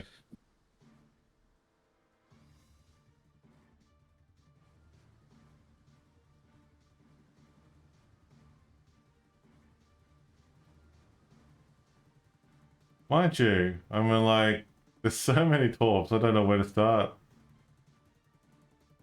It's just, you know, like, how many torps do you want on the playfield? Yes. Okay, so it looks like that the sleeping could kite around if it wanted to, but it won't. They probably just wait for the right move to move in, or just hold off before it wants to go in and attack. So at the moment right now, the Ohio for RNG and Ragnar and Napoli are both vulnerable at the moment of the stage. That's strange. The Ohio's trying to shoot a DD. Well, truth to be told, I mean, like, it's not like the first time nor the last time we have seen that battleships actually have a go at any destroyer, for that matter. It means that... Oh no, I'm not saying that. But typically in KOTS, you will never see a battleship shoot at a DD unless it's 100% a kill shot. Yeah, exactly right, 100%. Well, Because that 30 seconds could have been difference between of taking out a cruiser or another battleship. Something's gonna be dead soon. Let's Cabral see. could be. Yes. So, first kill has gone to RNG.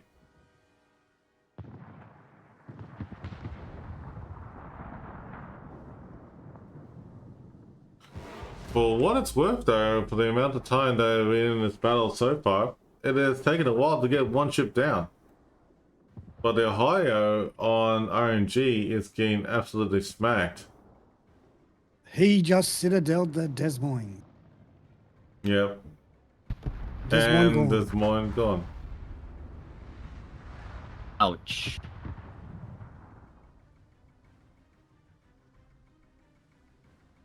But now the Ohio has been focused by many ships.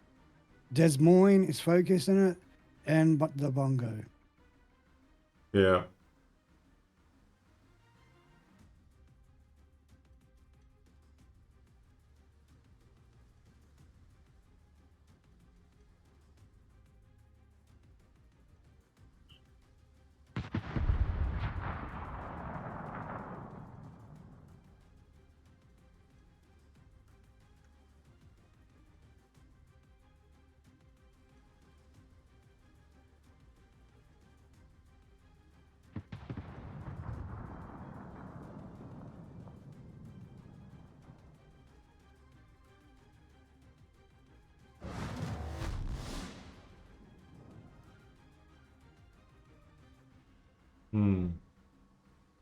Now, RNG does look like they're regrouping to focus fire one ship up now. They have to. I think YMSM has done a little bit of a different gameplay here. That they've done a bit of a, like, they pushed their ships into a position that they're ready to push back in at their RNG's defense, but RNG is legitimately just hanging back. Like, first and foremost, Ragnar and Napoli and Ohio can regroup to the Petropavlovsk. The Aloria is going to stay put where it is, and they got the Damaso and the Delny coming in to cross on the front. So that's actually what We in. took out the Napoli. Wow. And that leaves the D flank available for a push towards the middle.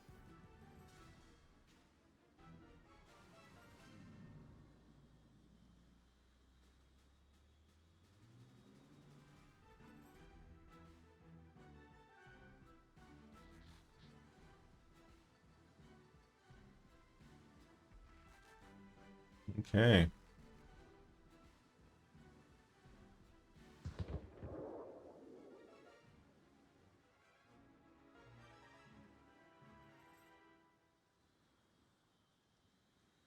They really haven't done any pushing at the moment. And at this current point, RNG are going to win on based on points. Yes. YMSM has to do something. Yeah.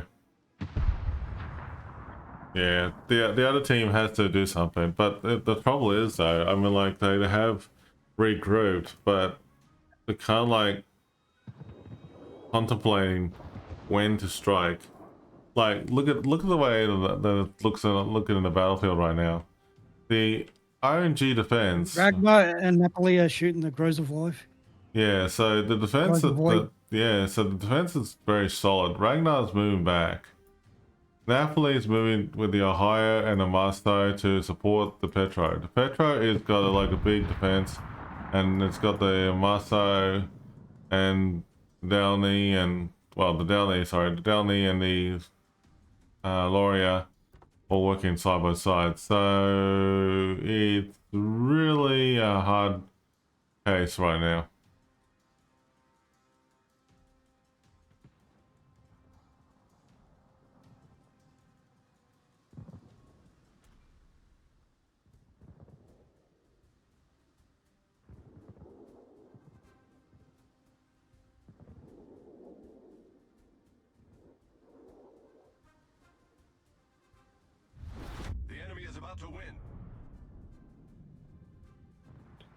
All right, so with a minute 30, they're going to push really hard to take out ships to revive the timer to give them a bit more time. Bongo, wow. Ooh, that Bongo got absolutely hammered. Good call with the teamwork between the Loria, Delny, and Loria. And the Hio boying from the rear. Thank you for the follow, my friend.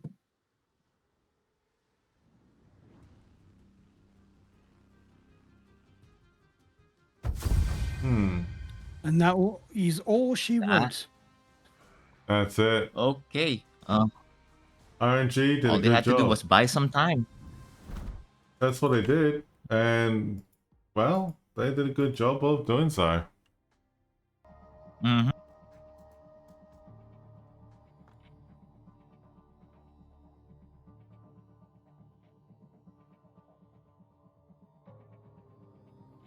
That was well played. That was very well played. They just dragged the time out once they had the caps. Yeah.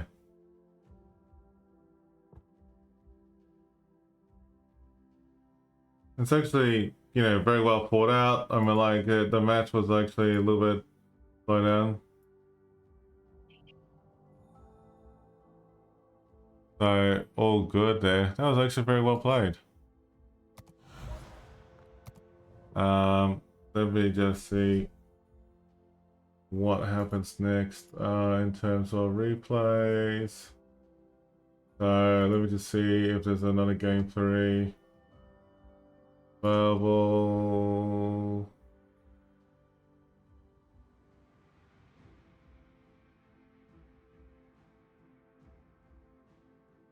Okay, so we're trying to, you know, like figure out what's going to happen next tomorrow. So bear with us, folks. What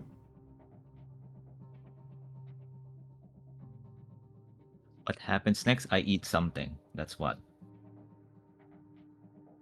The KFC. The KFC? Mm, KFC sounds maybe. good. Yeah, okay. Alright, so let me just see what's going on here. If there's any tiebreaker or anything like that, but we've got the giveaway still in play, which is exclamation mark KOTS at the moment. So, join the giveaway. We're going to take a moment and find out if we got the actual match, if it's a tiebreaker. If not, we'll let you know.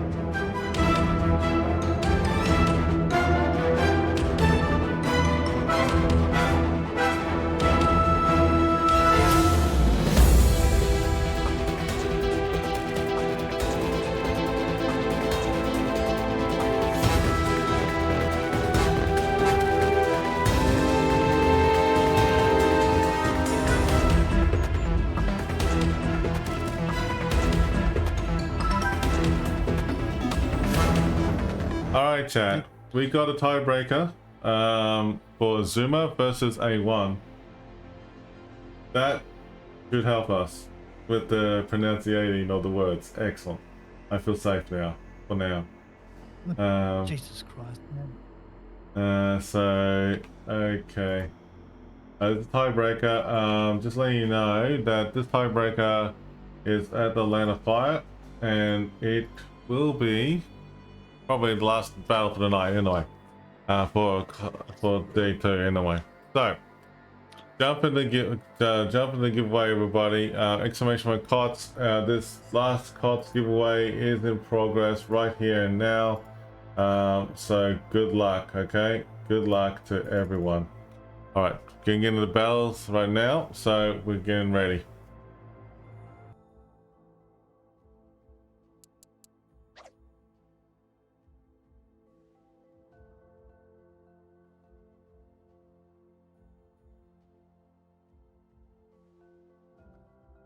It'll be interesting to see how Azuma plays, because this is definitely one that we haven't seen play, and we know that Wing King. I mean, I'm not sure if they won King of the Seas off the top of my head, but I know they have won multiple clan battle seasons. Vamps type ready. I did. Okay, cool. Where is this? Am I just silly? Azuma, right? Yeah, Zuma. Yes. Yeah, don't worry about it, Shin. Just look at my screen and we'll just do it that way. All good. Oh, you already started. Okay, gotcha. Yeah, it's a Basically, tiebreaker. yes.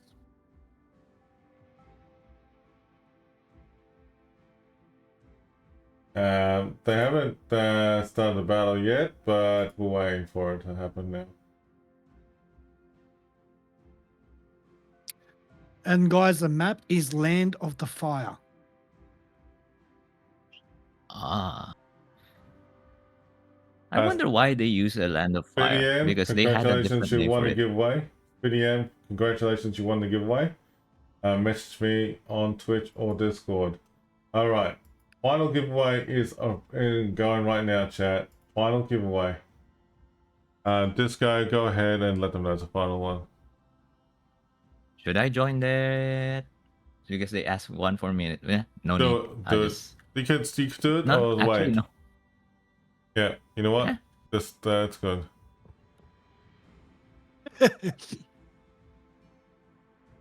What? What do you want to do? I don't Yeah. know. Either works. Yeah. Yeah, You're taking exactly. too long to decide, my friend. Let's... All right, so this is the option. We don't give Shin any choices. Okay, fine. I'm joining. Okay. Thanks for the follow, buddy.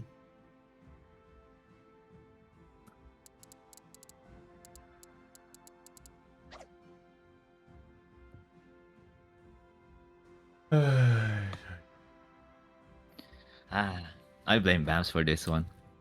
All right, I'm gonna go and take 5 in the take the 5 and put the map. I don't know if the map. Oh wait, the map video doesn't play. Let the And go the in match there. just started. We just started the match. Okay. All right, fine. That's fine. All right, last giveaway of the night, guys. Get in. Last giveaway of the night, everybody. Jump in now. Here and now. Good luck. I like to jump. Let's go. Let's jump. Okay, don't jump too high. They have feelings, chat. Ooh, Ooh. Whoa. Whoa. Why? What? Double severe on Azuma defense. PBO triple. They love those ships, I guess. They're in Gdansk, and we got A1's come back with Ohio, St. Vincent, Salem, Stalingrad, Marseille, Sphere, Delny, Daring, Kassad. Wow, that is not what I was anticipating. They love those ships, Rev. Pretty sure. it's rather an interesting lineup. You know what? I'm actually intrigued about how they chose this. I'm more intrigued on how they're going to play you. They're gonna fight. They're gonna win. That's what I'm going to do. But anyway, A1 is not going to give up without a fight either. So it's a tiebreaker, chat. So let's just see what Round three, happens. fight. Okay. Do those severe have fancy camo, or is that the real camo of that ship? It looks shiny. All camos are standard, I believe. Ah, Yeah, all the camos are standard. There's no fancy ass camos in this battle. because before I was seeing a pinata camo. I was like, whoa, that's cool. Someone's using pinata camo on this.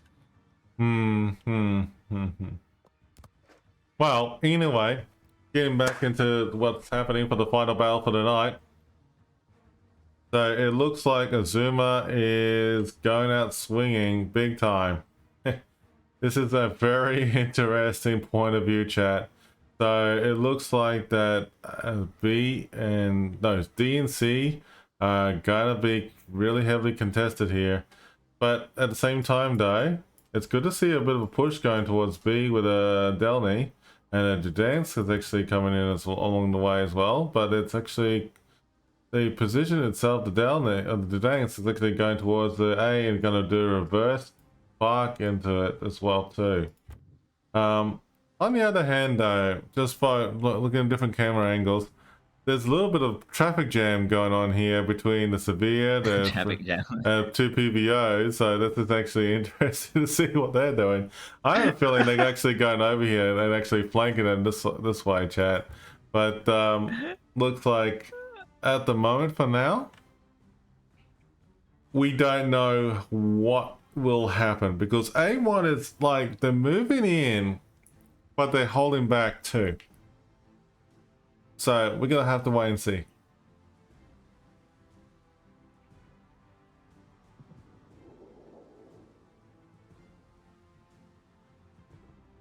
All right.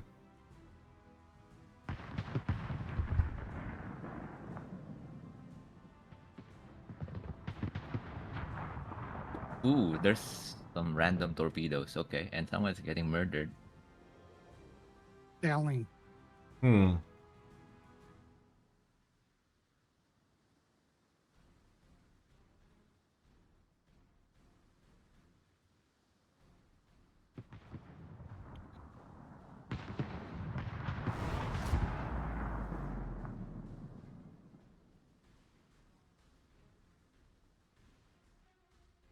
Interesting.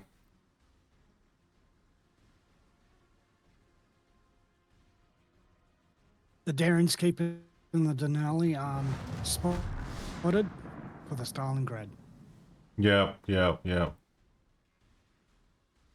Huh? Why is that Gdansk smoking up for? Well, nothing. I wonder. Decoy. Ah, okay, gotcha. It's used for a lot of good reasons, like it can be a bit more mischievous as well too. Like if you want to pretend that somebody's in there, smoking up in there is actually a good way to do it, because a lot of people think that somebody's actually gonna be hiding in there waiting for you. As you can see, there's no one hiding in there, and they torps through there. Yeah, exactly, 100%. But there's some torping coming on the Severe and the PVO group. Oh? Oh? Yeah. Maybe not. Oh, okay. Well, easy torp, easy dodge, I guess. That's actually a very good call with those guys. But I got my eye kept under the group, under the PBO and the Severe group over here on the A1 line at the moment.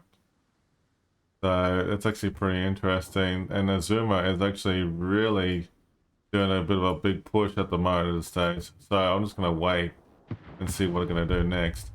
But Darren looks like he's getting targeted quite heavily here. Yeah, Darren's actually getting absolutely hammered here. The funny thing is that he can never have enough bombs in the PVO. But the Downey's getting absolutely hammered in the middle. He's getting taken out here already in the middle. Oh boy, Sevilla actually took out the Downey. By 3 ships. Yeah, so yeah, the Yeah, the Downey got literally taken out here by the crossover with the Downey and also the Severe. Good call from A1 there. The I defense, like takeouts. the defense is moving to position, but looks like the Sphere is actually kiting around the corner of the island. Oh, wait a minute. No, he could be reversing back. Uh-oh. Uh-oh. No. Yes. No. Azuma. Maybe. So Azuma's defense is playing it cautiously because the Sphere's got torped.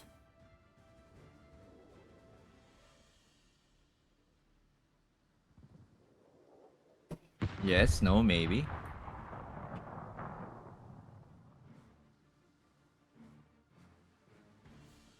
Okay.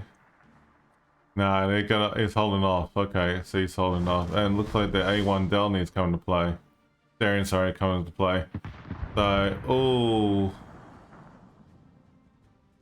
Yeah, okay, the defense is in a bit of a rock and a hard place at the moment. He doesn't have anything to really back him up. Let me just have a look and see if he got anything. No, he doesn't. The only thing he can do is actually fall back and regroup. Looks like the Azuma team over at Charlie, they're loosely spread and they're not closed up together to help each other out. But look at this, chat. A1 has actually really regrouped themselves, with the Salem and the St. Vincent and the Delhi are both all working together to merge in this direction to work towards heading towards the Darien and the PBO and the Sabir. If they meet up together and they have the other two ships, the Severe and the Stalingrad, working together as well, then it could happen. There's a lot of torp crossing action going on here from the Daring that was fired on the defense, but the defense actually did a good job of dodging all that. But he's copping it as well too, even though it's fighting in the smoke. So the Sphere is actually waiting for it. The Giants is coming to aid for Zuma towards the defense, so that's actually going to happen. But let's just see what's going to happen over at this location over here. Because like I'm actually got my cross eyes on that sort of thing right over there right now. But I don't know why the hell you would have the PVO, two PVOs and Severe way out in the sticks. Because why not? But all the action's over at It's Bravo. All the action's at Bravo. It's fun, Revan. It's fun. I know, but they're out there. They're out there anyway. That's okay. That's okay. He's got torps out on the defense, but the defense may eat one or two.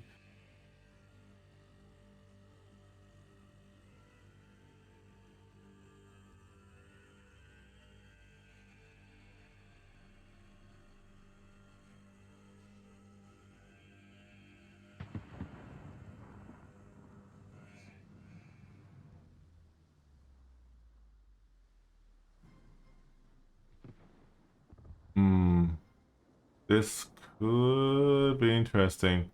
There's a lot of talks going on to homing in on the defense. Can the defense reverse time? Is the defense stuck? No, defense. You know, the defense is not stuck. He was a bit slow taking off. He might have clipped the island, but he's gonna die. Yeah, unfortunately, he's getting taken out. Okay, so it looks like that. Oh boy. Yeah, okay, it looks like that they're going to get a lot of action coming up now. So PBO is actually moving up. And to reinforce, the Severe and the Daring are working together, but the funny thing about that is that they really need to take out that Stalingrad if they can. I probably wouldn't have fired like a whole salvo of torps like that and just do single torping and see where it goes. But looks like the Stalingrad is staying bow in. Sabir can actually take out through the deck of the Stalingrad if you aim it correctly. So let me just see what happens here. It looks like at the moment that they are working with the PVO. PVO has got its planes helping out as well too. Look, swing and a miss. Maybe get some hits. No, okay. Complete miss. Yes, okay, complete miss. Alright, looks like they Planes got on a some snake. shots. Okay, hold on, hold on. Whoa, what a hit. Good crossfire fire. Gdansk. Oh, Stalingrad. Oh, kaboom. Siberia took out the Stalingrad. oh He yeah, no, I hoping just that was couldn't what work out they... what direction. It was just a weird Well, direction that the shells came yeah. from. Yeah. No, that's fine. I mean, like, don't forget, Sibir gonna eat those torps. don't forget they have two Sibirs, Azuma team does have, so there's actually good crossover action there.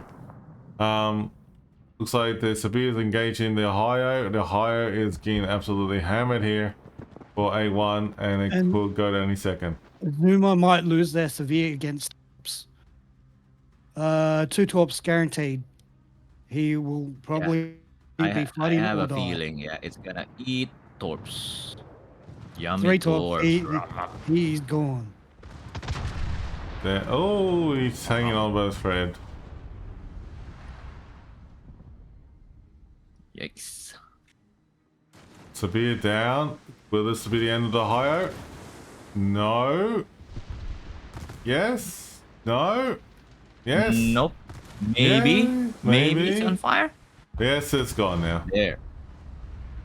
Okay, I can see how it's working out now. So we've got the PVO working together, and they're focusing on the Marseille, but at the same time they're kiting through the rear on the bottom of the map, which is good. Oh. I mean, like good gameplay right there.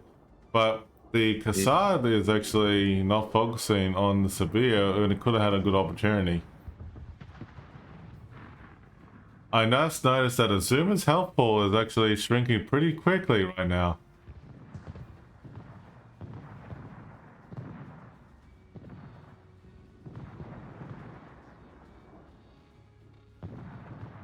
Hmm. Oh, Gdansk is in there. If he radars, would Daring be dead? That's something. Exactly. Possibly. Who would not? Oh, Torps. Let's see if that hits. Where? From Daring. They might look far now, but just like earlier, they hit. Yeah, and another round. And, well, yeah. How many Torps? Yes. I'm at that. confused as hell what you're saying there. Sibir. Look at Sibir. How many Torps are that? Okay, we're looking at the Azuma Severe at the moment. That's what you're talking about, and there's a lot of torps incoming. Wow. Yes, so how many? Yay! There's a lot of torps. He's just turned all into all of them. That, Yikes. that's not That's a good. narrow spread there. Oof. Yeah, unfortunately, the Severe is gone there. GG to A1. A1. GG. Yeah, GG to A1 there, guys. I mean, like, that was actually a very good battle there. Good match. That's impressive about the outcome there. That is very good gameplay right there. Well done. Well done, well done.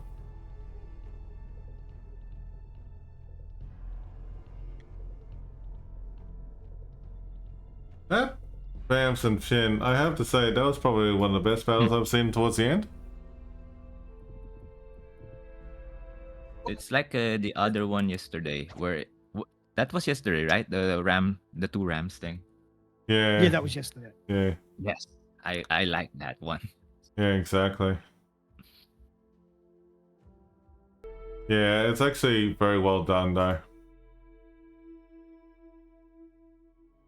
Alright, I'm gonna have a look. Well, with that match, it was literally with that last match, it was literally a chess game on who was going to move. Oh, Vamps got cut off. Hmm. Got cut off. Yeah, I did not hear most of what you just said. I said it was like a chess game. It was it was depending on who moved first. Hmm. Ah, Yeah.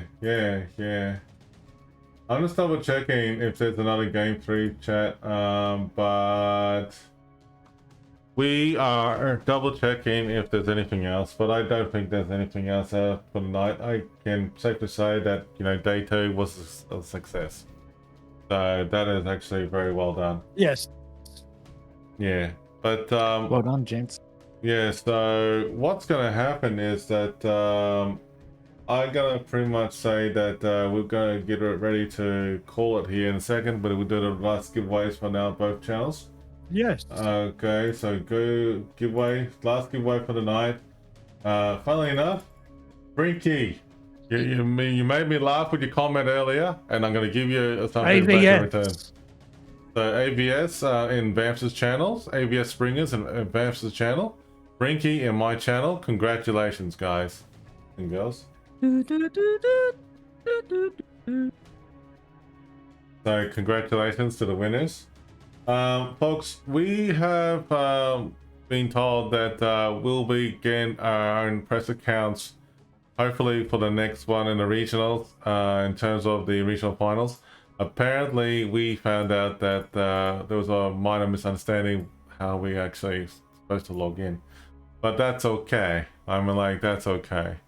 Whatever happened there, but you know, with everything going on, it's understandable with, you know, like what happened there, and we're glad that, you know, the referees and the advocates are going to give us a hand and help us sort it out for the next one anyway. But folks, with that being said, we would like to say that day 2 for the playoffs was a great success. Vamps and Shin both enjoyed it, myself included. And luckily there was no thunderstorms today for me where I am at. that there, I mean, like, that was a bit of a scary moment, chat. Okay, not gonna lie. But anyways, I am getting myself ready to do a raid off. We do have a friend who is actually streaming right now. We gotta go ahead and raid this lovely person who is actually doing a normal stream for World of Warships, and we thought, you know, it would be a great way of just saying thanks and helping them out. But yeah, guys, yeah, folks, I mean, like, it's greatly appreciated. Thanks for joining in and everything, and we'll see you all next weekend for the regional finals with Twitch drops and everything. Don't forget, Twitch drops and everything will be there next weekend, and enjoy. All right. Yes. Enjoy. I like that one. Take care and stay safe, all. We'll see you on next weekend. Are you gonna wait for the 5 minutes, or are you gonna raid out instantly?